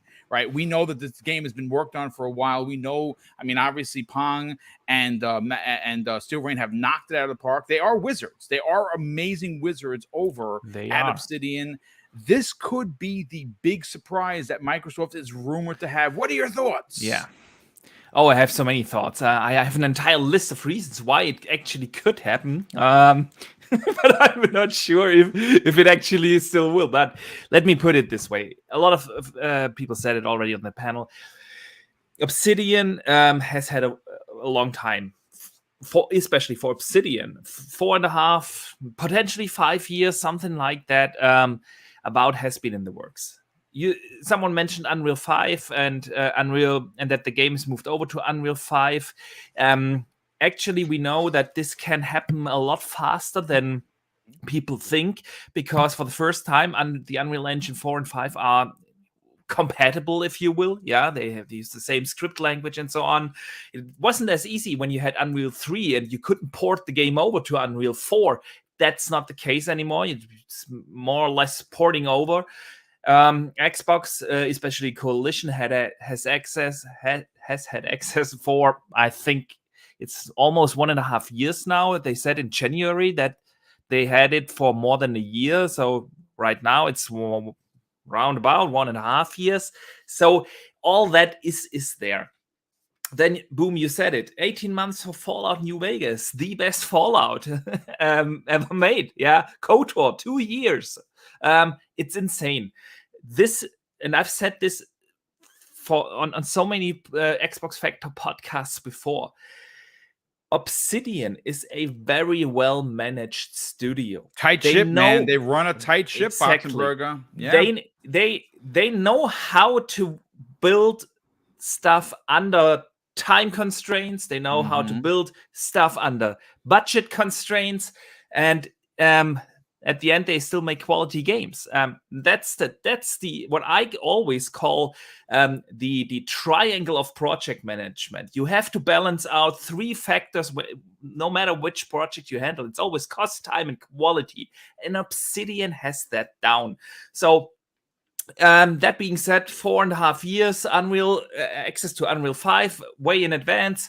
All that is definitely something that could potentially be a surprise for 23. The other thing is, you guys briefly touched on this, but if Starfield is in the first half of 23, you have to get Avowed out of the way. Do you move it back? Yes, well, that's a great what's at the point, back end dude. for 23? What's at the back end for 23? We're talking potentially here Hellblade, potentially Fable, potentially what else? State of Decay. We're talking Perfect Dark. We're talking all these games potentially at the back end. Then do you move it to 24? It's not gonna get better. It's not gonna get better for Avowed. And here is the thing: if you release Avowed after Starfield, is this good for Avowed? I've said this, and people can look at my Twitter feed. I've said this for 2 years now. Avowed is my most anticipated Xbox game. I love Skyrim. I love Obsidian. I love the world of Pillars of Eternity era. It's awesome. It is my most anticipated game. But when you compare the budget and scope of Avowed to a Starfield, is this the best for Avowed to come out after Starfield? I'm not sure. So now Starfield is in the first half of 23. Where do you put Avowed? It would only make sense to move that project forward. Now, we know they have support groups on the technical side of things. They have tons of developers now. They have support studios now. Just send in a squad team of this most skilled coders to iron out the bugs. Send in playtesters. Send in something. When Todd Howard told Phil, dude, I need another 6 months for Starfield. If I were Phil, I would pick up the phone and call Obsidian and ask the game director, dude, what do you need to get Avowed out this year? And then you just move over resources. And Obsidian can handle that kind of stuff because, again, they are not 3 for 3. They have managers. They know what they are doing. So all that Shots together. fired, Mox. Jeez. Yeah. Don't hold back. It is like it is. Yeah. They know their shit. And it is something I absolutely think is possible. I hold Obsidian to the highest. They have my entire respect, and they are a fantastic studio. And if someone can pull that off, it is Obsidian. So, yeah. All that being said, there is definitely a chance for it, but there is one other thing that made me think: is it really gonna happen? And that is the Josh Sawyer game. Also Obsidian. It's the other project. It's the little Project Pentiment, the smaller game that is rumored to be like a kind of Disco Elysium type of game. Yes. And we know that this is also in the works for a while with smaller scope, smaller game, passion project, and they're gonna release Grounded this year. Grounded 1.0. Mm-hmm. So are they going for the hat trick? Are they gonna release 3 years? Should go Grounded, for the hat trick. Project Pentiment, and Avowed. That's also something that is something. I said it before and I'll say it again. They are the Insomniac games of Xbox. They are. And so yeah, it is. If it's not Project Pentiment, I would bet it is an Avowed. But if Project Pentiment comes out, I could still see Avowed very early in 23, like a January release, and then Starfield in May or June to put those games a little bit apart. But yeah, let's see. It is definitely in the realm of the possible. It is one of these rumors that might sound crazy at first when you hear it, but if you really think about it, if someone can pull that off, it is Obsidian. Yeah, I absolutely. Let's get N64, Josh, and then we're going to move on to the big topic of the show, and that is, of course, what does Microsoft need to deliver to make it a 10 out of 10 for you personally? And I'll get the chat involved. But N64, Josh, do you want to see a so-called quote-unquote replacement for the delayed Starfield? And could Avowed be that game? Of course. Of course we want to see something take that place, right? Because we know there's been a number of delays this year from all the big players. And so, yeah, get something in there, get something that gets people excited, that gets people purchasing Game Pass, all the above. That being said, just give Avowed all the time it needs, right? Like I love what Boxenberger's saying, like they can bring in the extra resources. We cannot. When I say we, I mean Xbox. We can't have another infinite incident. You got to be careful when you say that one. These games need to launch ready to go.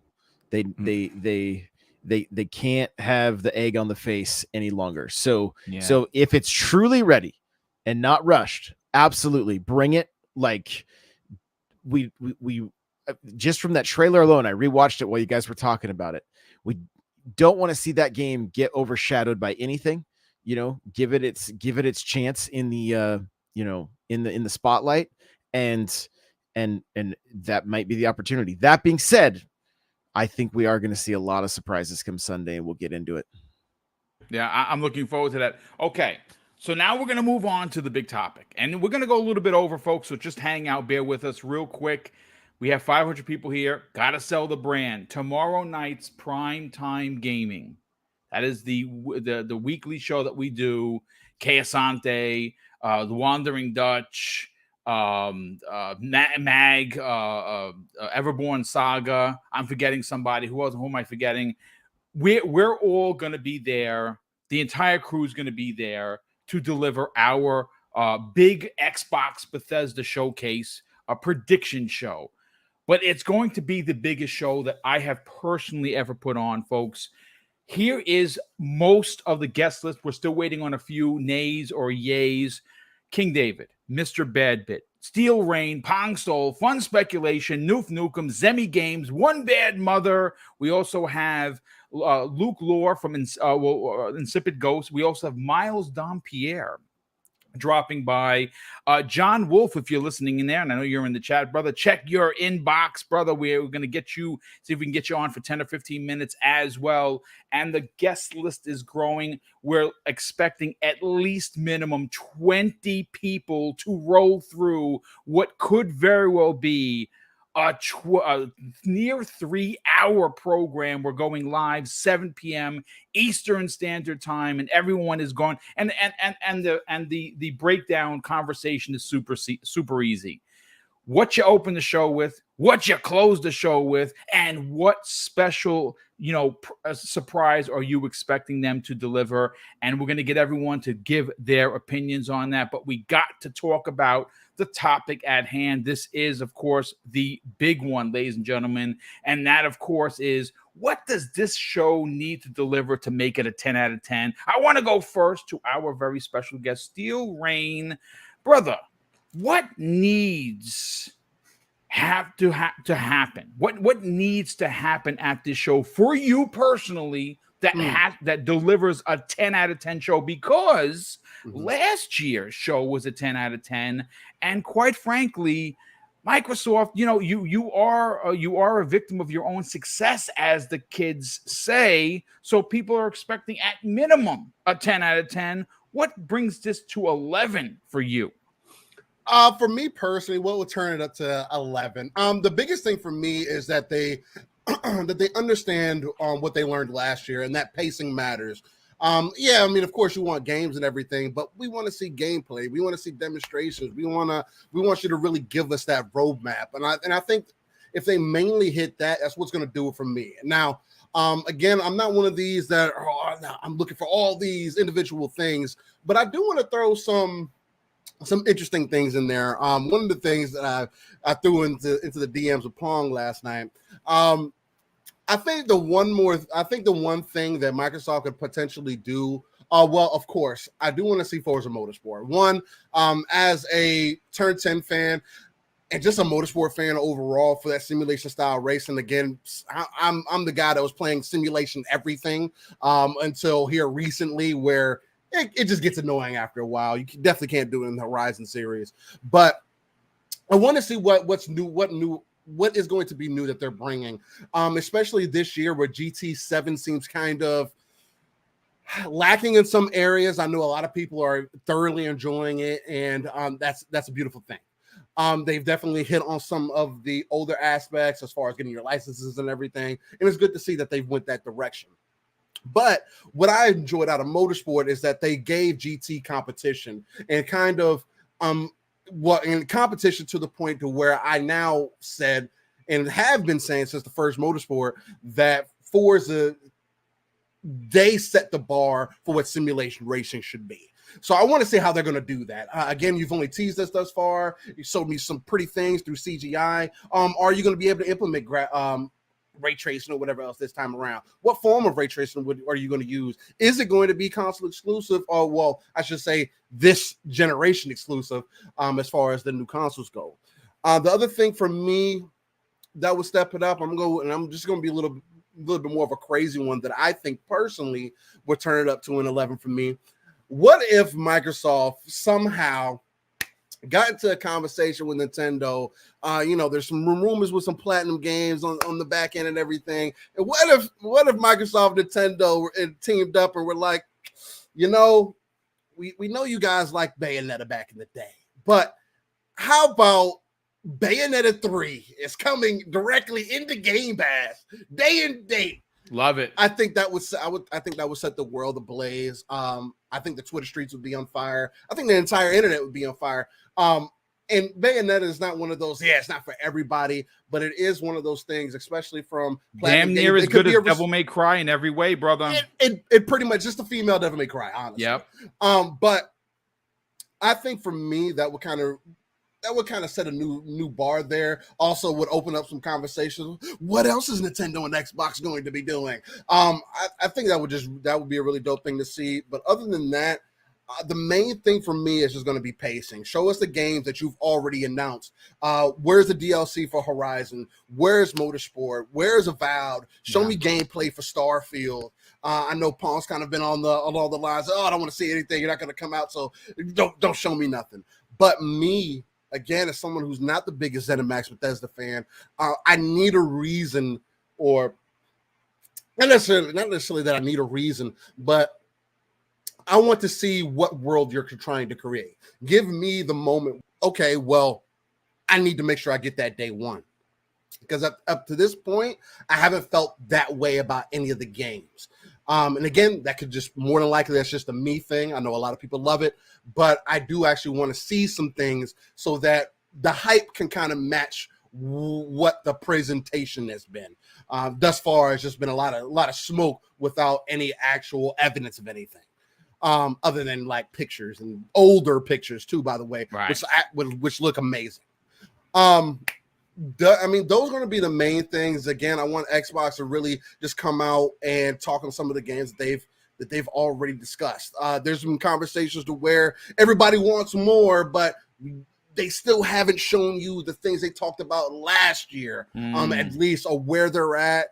Are they going to release this year? Is there a plan for 2023? Again, 22 was supposed to be dead, and we've gotten Game Pass deals all the way up to now, and that's going to seemingly continue as we go into the showcase. So that's yet to be seen. That's the main thing for me, though. Answer a lot of the people's questions. Give me a solid roadmap. Give me a reason to give people some form of a reason that they should stay invested in Game Pass, because apparently people need that.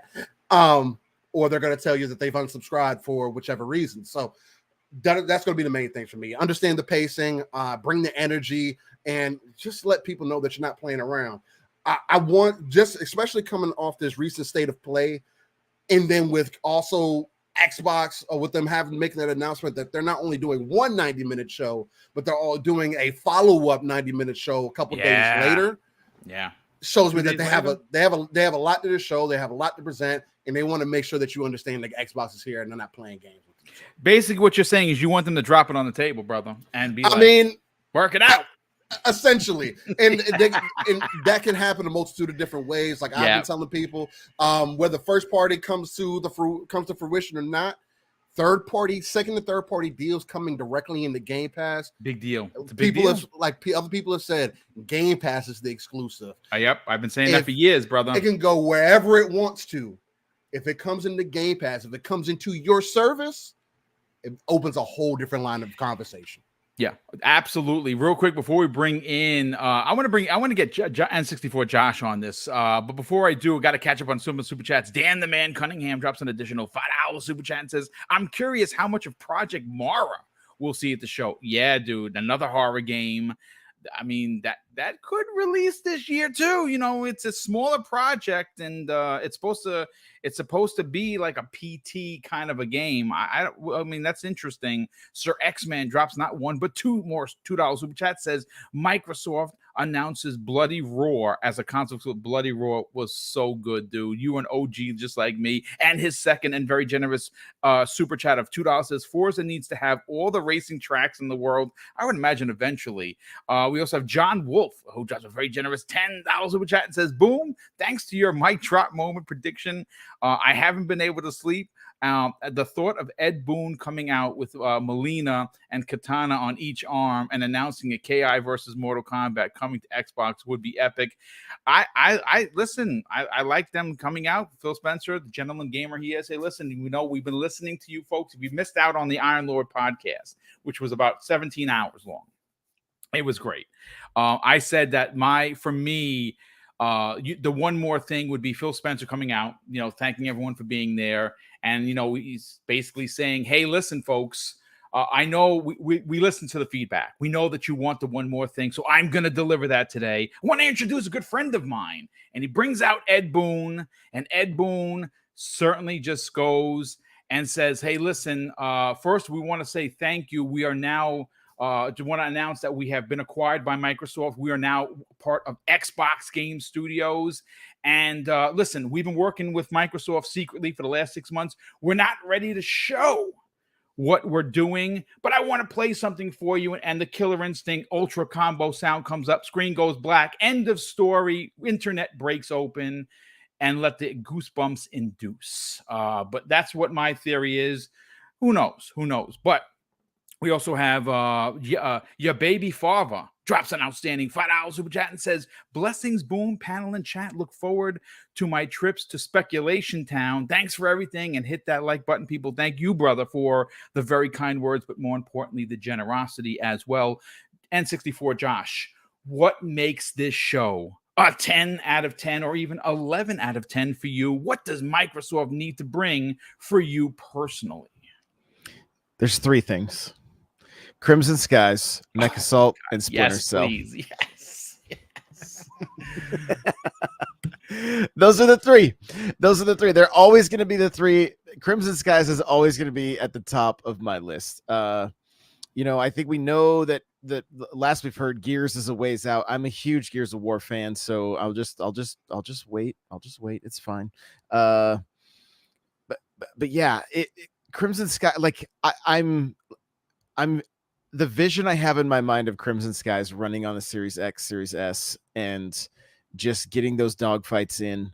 Like I can't stop thinking about that game, right? And because like that's one of the games that just like it's up there for me with Halo and Gears. Like I was saying, like it's so many hours spent, so many friends and relationships made over Crimson Skies, me trolling so many people. Like, yes, the gameplay was just so solid. And so I really that would be huge for me. They could literally say that Crimson was rumored Skies, a couple of years ago that they were working on a smaller team was working on that, Josh.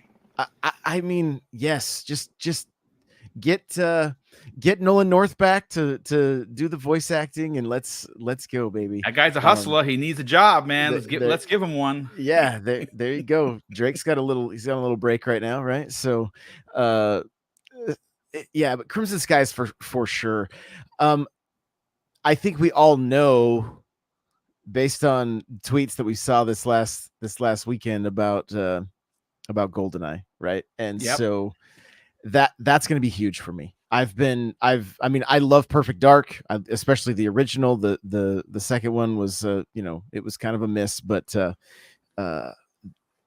if GoldenEye delivers, like that just gets me so excited. Listening to Steel talk about the potential of the possibility of Nintendo and Microsoft doing some things. I honestly think that GoldenEye is that very game, that there's going to be like, I hope I can play it not only on my Series X but also on the Switch, right? Because it'll just I've got these wireless N64 controllers that I would love to be able to play GoldenEye. And here, pro tip for everybody: you can just hold it in reverse. Put your left hand on the D-pad and your right hand on the stick, and you can play it just like a modern shooter. So there you go. If you're ever going back to those older games, but yeah, like those. I mean, finding out more info for Perfect Dark would be great if there was even some, like just a short teaser of gameplay or something. I want to know more. I really want to know more about what Joanna Dark is up to.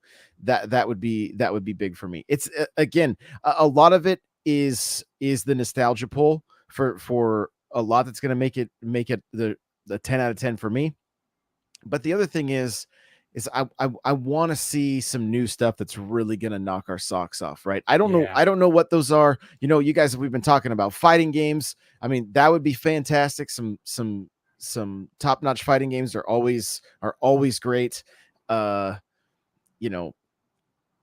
What maybe there's some, I'm ready for more like kind of Destiny style gameplay, but what is it that Microsoft could come up with that would allow us to do something like that? That's like MMO light, something along those lines. Yeah, I just want to see.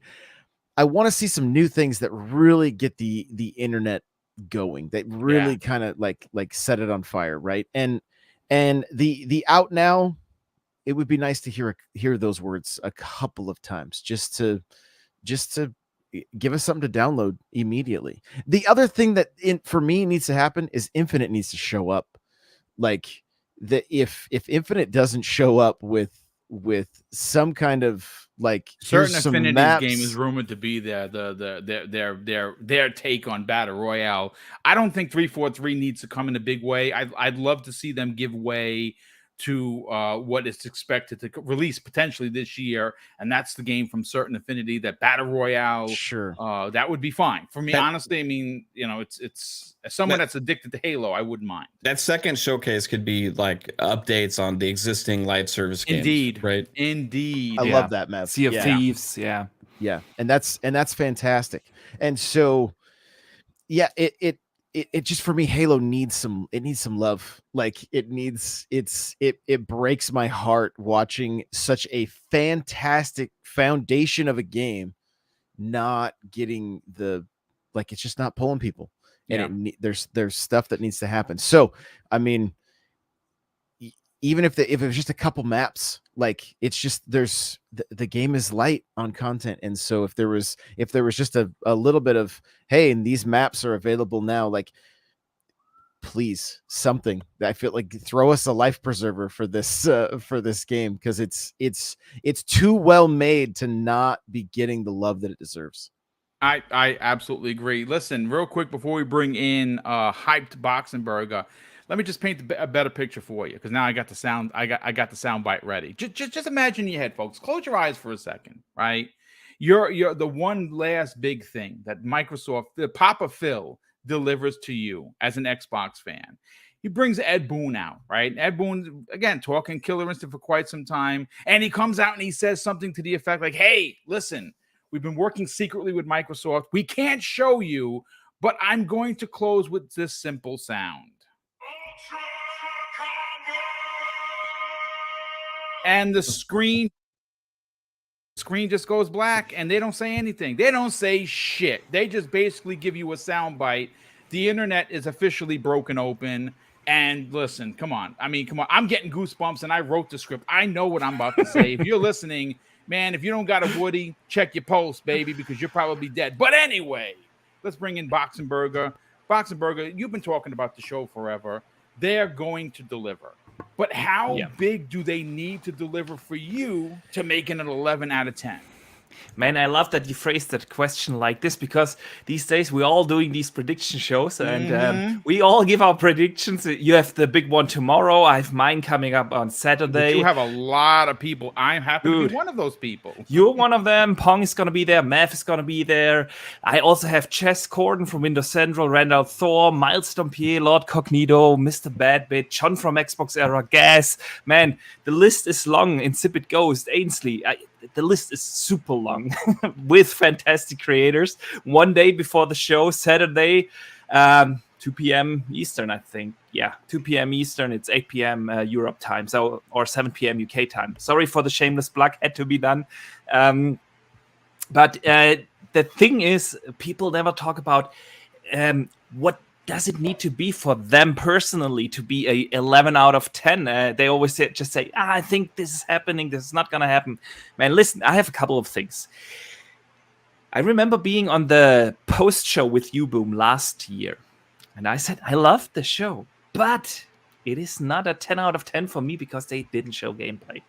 CGI trailer. Then we had a third-party game showing gameplay. Then we had an Xbox game, CGI. Not even Halo showed gameplay. This time, I want gameplay. We know 20 first-party games are in the making, right? Or announced games. There are a lot more in the making. Let me see some of them. Let me see an Avowed. Let me see a Perfect Dark, a Hellblade. I don't know. Whatever they are ready to show, but show it with gameplay. You can't talk about these games the second time you show them with CGI trailers. It's got to be gameplay. So that's one essential part for me. But everything with that we hear, it looks like that's going to be it. Yeah, they will be ready to show gameplay. The second thing is they need to have for me that it's an 11 out of 10. They need to have a proper backup plan for the void that is left by Starfield. And we already talked about Avowed. Avowed would do that. There's another one. I said this on Mav's show. Wolfenstein 3. Boom, we talked about this for how long? I don't know how long. Forever. Dude, 2017, that was the time when the last Machine game came out. That's 5 years. What have they been working on for the last 5 years? And then it hasn't been for 5 years Indiana Jones. Indiana Jones started early last year with full production. Yeah. So what have they been working on all these years? I think it's Wolfenstein 3.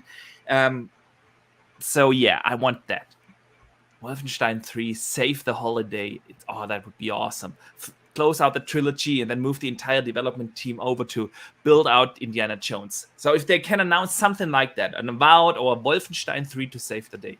And here it comes, boom. We've talked about it many times on this show. Xbox needs a superhero game. I would slightly rephrase that. Xbox needs a pop culture game. Something with an IP attached to it.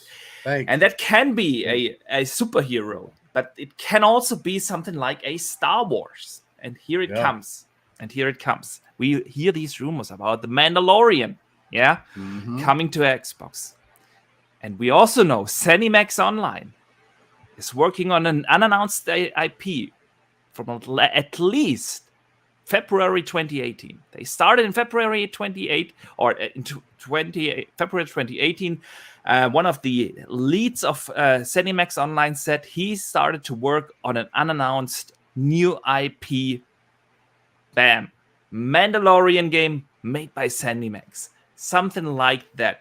Could be another Star Wars game from, I don't know, the Coalition or someone else. But the pop culture game. That one IP that everyone around the globe knows that they feel the need to get an Xbox for.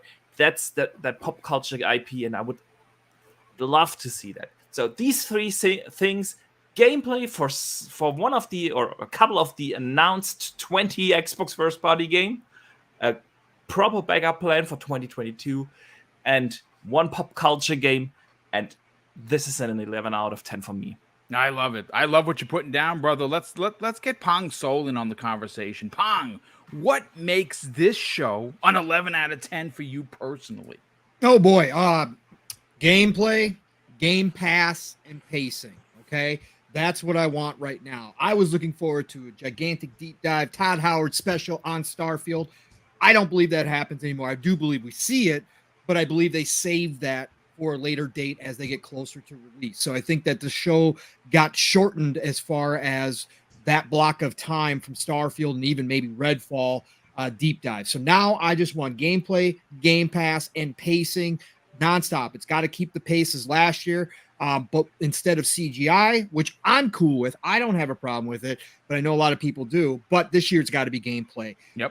And I think that when it comes to Game Pass in particular, they need to lock it down. They have an opportunity. I was brainstorming yesterday with Mav and Steele in the DMs, and I was looking at the landscape, and oddly enough, Tales of Arise and Near Replicant just both went on heavy discount over at Amazon and Best Buy.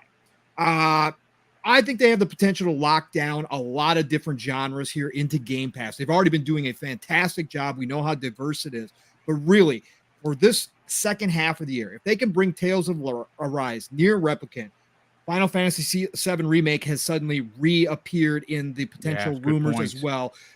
Persona, if they could lock down JRPGs and that Eastern flavor, freaking fantastic, right? Yep. Now they're locking down sports too. MLB is already locked down. We get NBA 2K22. Now we got the rumor yesterday that Madden is potentially going to be day and date. It said Xbox Game Pass, brother. It's day and dates. Look, if they pull off that deal and lock that in there, look, they're monopolizing certain genres, which is fantastic. Then you got action games, right? If they come into the show and are able to announce a Gotham Knights, a Saints Row, a Dying Light 2, Judgment and Lost Judgment from Sega are due with the success of Yakuza. There's no reason why we don't see those. You've got your actions locked up. Strategy, they finally announced Age of Empires 4. Again, I know this is niche, but this goes to the wider audiences out there, the bigger picture. Dude, I have 250 hours in H4, yes, and I know you do, counter is going up. It is my most played game in 2021. It's going to be my most played game this year. It is freaking awesome.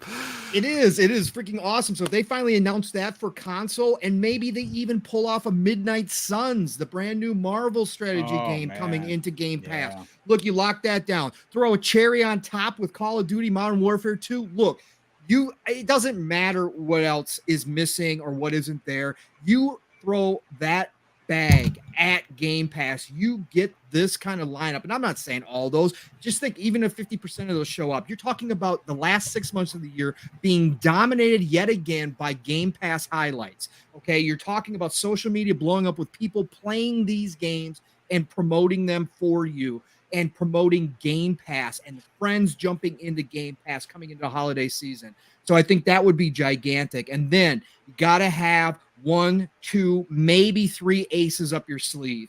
And I think that would be huge from first party. And they've already been talked about here. We talked about Avowed. Of course, Boxenberger just brought up Wolfenstein 3 as well, which I've been on the train that I think that's ready to rock and roll. You can throw in maybe... Sorry to interrupt you, but I have to compliment you. You pronounce it very well. I've been working on it, Boxenberger. I've been working on it. Awesome. And then I think like a Quake reboot, remake, whatever, fantastic. And then Boxenberger also brought up ZeniMax Online Studio. I have been on this train. Look, I'm not a Mandalorian fan per se, so I don't want to see a game completely 100% about the Mandalorian. I think that's too small in scope for a studio like ZeniMax Online. I think what you go for is a Star Wars MMO. I am all about it. It has been, we've got some older ones out there. Yeah. Some of them are still there, like they are, but we definitely could use a new one. For sure, give everybody the power fantasy of being a Jedi, being a Sith Lord, being a Mandalorian, being a bounty hunter, whatever you want to be, but giving everybody that power fantasy, like Fox said, having that type of pop culture IP. And again, if it's Marvel, great. If it's whatever the case may be, but bring that in there. And I think if they nail this and they nail the pacing and they've got the gameplay and they sell us some hopes and dreams, but also give us, again, I don't need it as a gamer. I'm a grazer. I'm good. I got plenty of games. Even if they don't drop another one for the rest of the year, I'm good.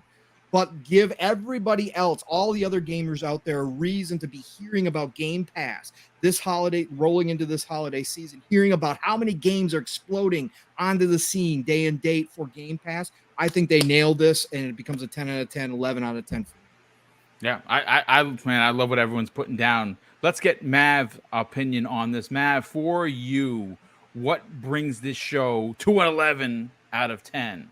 Oh man, there's one thing I live for every E3. This is an E3, not E3 or whatever you want to call this thing. Every year when we have all these showcases in the summertime, there's one thing I live for, and that is new game announcements. Yep.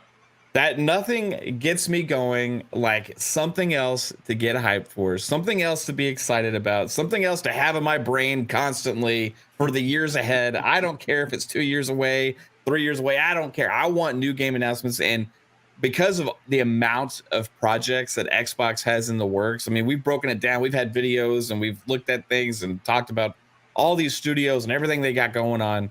I want to see the slate.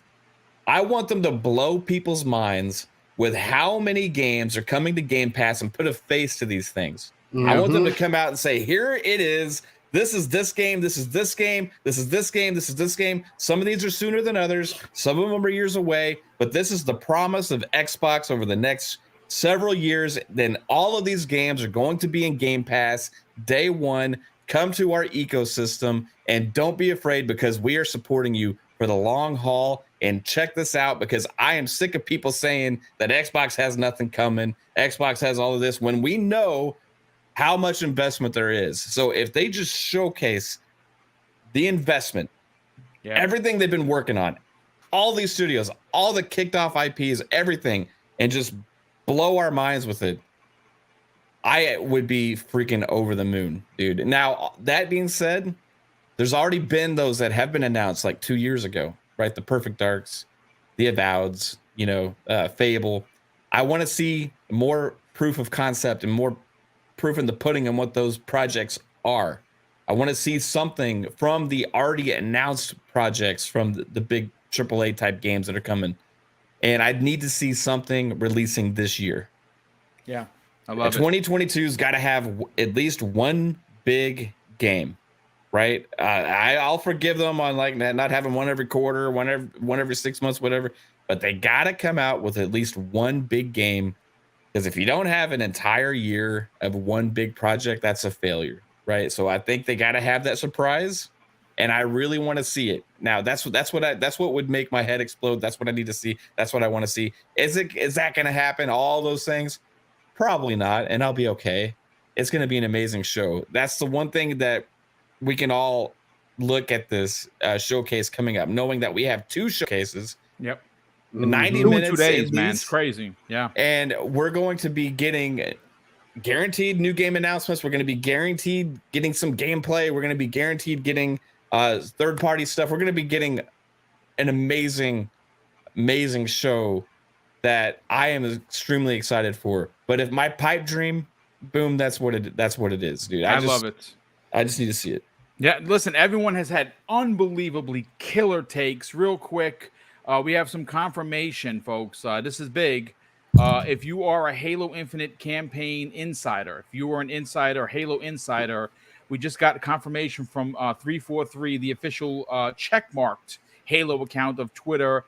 With Halo Infinite campaign network co-op arriving later this year, we're planning to flight it on Halo Insider in July. Register and make sure your Halo Insider profile is up to date for your chance to participate in the co-op that everyone has been asking for Halo Infinite. That is really big news.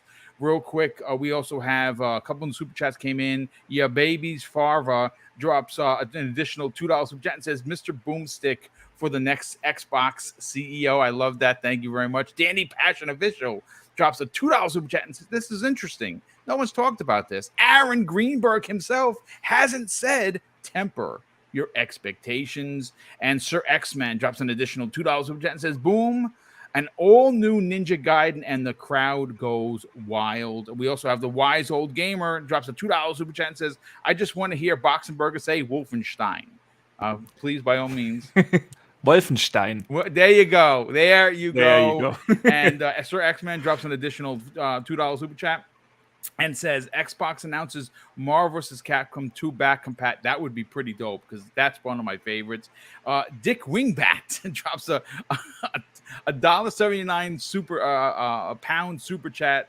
Thank you for that, Dick, and welcome to the show. He says I need to see gameplay and he needs release dates. Well, listen, folks, that is your Xbox Factor podcast for this Tuesday. Hopefully we had over 500, and I think the tap out number was 521, which is just bonkers. So thank you so much for being here. Thank you for hitting the like button on your way out, if you wouldn't mind, of course. But let's get to the outros. Still rain. Obviously, you and Pong have a big show coming up on Saturday before the showcase. Yeah, man. It's gonna be an interesting week for sure. With Summer Games Fest right around the corner, and it's a lot of different shows are gonna be. It's gonna be interesting, man. A lot to talk about. Saturday, definitely tune in to get our, I guess, closer predictions to what that Xbox showcase is going to end up possibly showing. So definitely be on the lookout for that. But other than that, you can find me, Steel Rain, everywhere. Steel Rain, the T is a 7. Again, if it has a search bar, you will find me. Again, like Boom was saying, 9 a.m. Central, 10 a.m. Eastern, and 3 p.m. UK time. Every Saturday morning, you can catch us, me and my guy Pong, with Living Split Screen, non-console centric platform, talk about everything going on in the industry. We just take that RTS view, real-time strategy, pulling ourselves out of the world, taking a look at the darker crevices of the map and pulling our resources together and delivering it to the people. Again, Boom, it was a pleasure being on. especially in this Super Bowl era that we're in right now, golden age of gaming, as my brother likes to say. And again, the age of accessibility is continue to wreak its head out, and more people are seemingly understanding what the digital era can possibly do. And as long as we continue to stay vocal, have these open-ended conversations, and be nice to each other, man, I think we can go a long way. So much love, much appreciated. Not being nice goes a long way, and thank you for that. Pong Soul, let's get you on out of here, brother. Sell your brand, tell them about Living Split Screen and what other shows you happen to be a part of. Man, it's going to be a busy week, but this is a great time, brothers. Awesome to see all of you here for, again, Christmas week, gaming Christmas week specifically. This is absolutely amazing time to be doing this, to be a part of this community. The hype levels, the excitement levels are off the charts. I cannot wait to see what we are going to get our hands on soon and even later. Know there's going to be surprises, and we're going to be talking about it all week. So just keep your eyes open on Twitter. There's going to be shows everywhere. I'll be on Boxenberger shows. I'll be, of course, over on Fun Speculation shows all week. Look, it's going to be madness. I took all of Thursday off of work just to be able to cover everything. And so this is going to be fun. So get ready. We got PM in the PM Thursday night. Mav and I will have a ton to talk about over on Fun Speculation Channel, 7 p.m. Eastern, 6 o'clock Central Time. We got Xbox Ultimate on Fridays back on Fun Speculations Channel. So that's going to be 9 p.m. Eastern, 8 o'clock Central Time. Like my hype man, Steel Rain, my brother from another, just got done telling you, Living Split Screen Saturday morning, 10 a.m. Eastern, 9 o'clock Central Time, 3 p.m. BST time, UK time. Look, we're going to do our final predictions for the Xbox show the day before. Yep. We promise we're going to get everybody out of there to go watch the future game show before that starts. Steel and I will limit ourselves, okay? So, but 3+ hours, probably going to be close to 4. Buckle up. Get ready. It's going to be a fun Saturday morning. Living Split Screen. Split Screen is all one word. Mission 1K. Please help us get there. Yep. And then, of course, Saturday night, the Shop Podcast, PTK Blam's channel. I'll be there, 9 p.m. Eastern, 8 o'clock Central Time. We obviously will have our Xbox predictions. We'll probably cover some of the future game show, what we saw on Keeley's show. It's going to be a blast. PTK Blam's channel, the Shop Podcast Saturday night. Otherwise, going to have some extra stuff in there. So like I said, keep your eyes and ears open. Remember, you can have multiple tabs open. Back in the day during the pandemic, when I had nothing to do at work, I had 2-3 tabs open. Got a lot of favorite content creators around here. Wherever you show up, just enjoy it. Thank you all for the support. Chat, you guys were amazing today. Just awesome discussions in there. Chat was flying, like Boom said, over 500 people. Nothing but love and respect. You guys make all of these shows go. Indeed. So guess what? It is the golden age of gaming, people. We are going to see a lot of gold this week. So get out there, play what you love what you play, and I'll talk to you all this week. Absolutely. And Boxenberger, sell your brand, brother. Tell them about your big show coming up this Saturday that most of us are a part of. And where can people reach out to you on social media? Yeah, first, thanks again for having me. And people can find me everywhere on the Boxenberger. Just type in the YouTube search Boxenberger and you will find the channel. And make sure to set a couple of dates. You mentioned the big one, the big prediction show on June 11th. I was debating about 2 months ago with myself when is the best time to do a prediction show. And I realized that my personal predictions change over the weeks in advance to a show. So I wanted to do it the day before the Xbox Showcase, when everyone has everything heard and everyone has their mind made up. What is the Xbox Showcase gonna be like? And like I said earlier, we are gonna have awesome guests. We have Jess Corden, Randall Thor, Boom, you will be there. Lord Cognito will make a special appearance. Mr. Badbit, Matt from Matt's Gaming. We have John from Xbox Era, Wandering Dutch, Mo from the Backlog Chronicles, Pong, you will be there. Miles Dompier, Ainsley Bowden, Insipid Ghost, Gas from Game on Daily, and I hope I didn't forget anyone. It's gonna be a mad show. It's gonna be chaos, but it's gonna be a lot of fun. That's 2 p.m. Eastern, 7 p.m. UK time, or 8 p.m. Central Europe. And then we have like 3 big showcases coming. We have on June 9th the Summer Game Fest, and I will do a post show directly after the showcase. Pong, you will be part of this. We have the Xbox International crew on for that. It's going to be fantastic to break all the stuff down that is announced at the Keighley show. Then we have, of course, on June 12th, the big Xbox showcase. I will be doing a post show right after the show ends on the channel. I have the Green Pass Gaming crew over to break everything down, and I have a couple of special guests rotating in and out on that show. Yeah, they are awesome. Absolutely. And then on June 14th, we have the extended showcase, and there will be another post show for that on the Boxenberger channel directly after the showcase ends. We're gonna have a couple of awesome guests there with Pong, Wandering Dutch, Mav, couple of others making shorter guest appearances. It's gonna be a lot of fun. Xbox Mike is joining for that show as well. So yeah, the world of gaming has a lot of special episodes coming up this week. It's gonna be a lot of fun.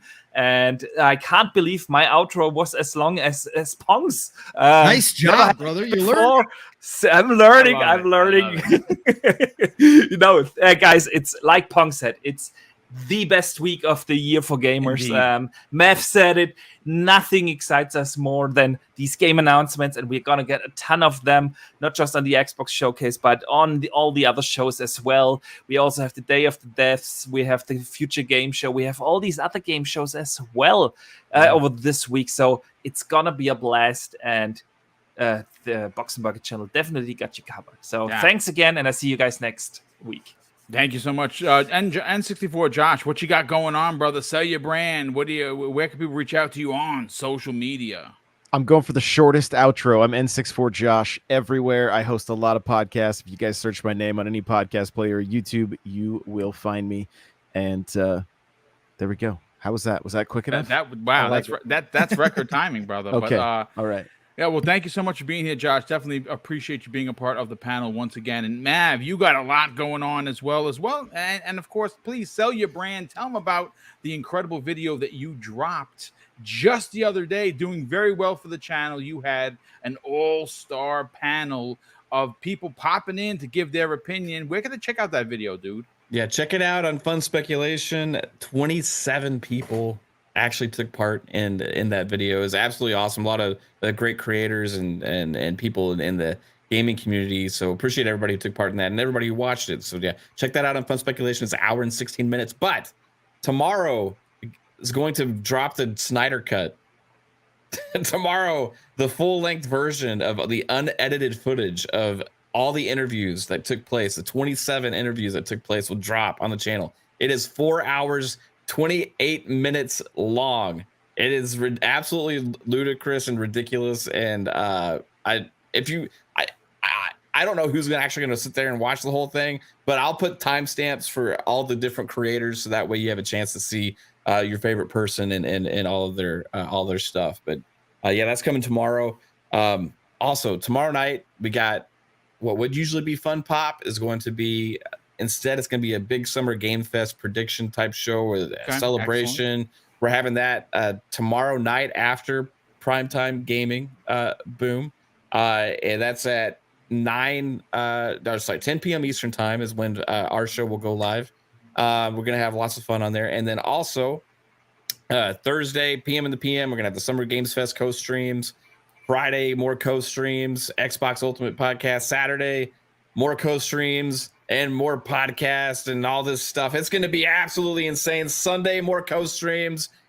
And we're going to be live a lot, dude. I mean, just like the majority of this week, you'll probably see in the bottom left corner, if you're subscribed to the channel on your YouTube page, Fun Speculation Live, because there's so much stuff to cover. It's going to be ridiculous, man. Yeah. Just check it out and follow on Twitter at Fun Speculation. Appreciate everybody. Thank you, brother. Today. Listen, thanks again for everyone tuning in. This was a record show with a number of live viewers. I want to thank everybody for the incredible and very generous super chats that came in to help support Double Barrel Gaming. Want to thank a big thank you to all of the channel members that continue to once again support Double Barrel Gaming.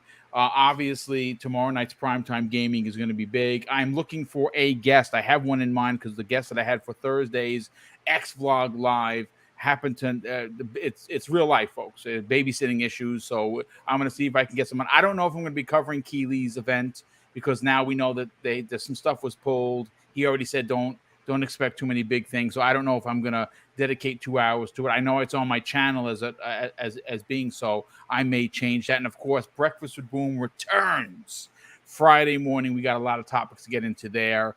But of course, I'll close out the show with something that's important to me, folks. Hopefully one day it'll be important to you. And that's something that my dad told me when we were kids. And he said, Craig, treat others how you want to be treated. And also, it doesn't cost anything to be nice. You live by those rules, son. I can guarantee you're going to have an awesome day. So take care, everyone. Enjoy this amazing gaming week. And we'll see you next week on the recap on the new episode of the Xbox Factor podcast.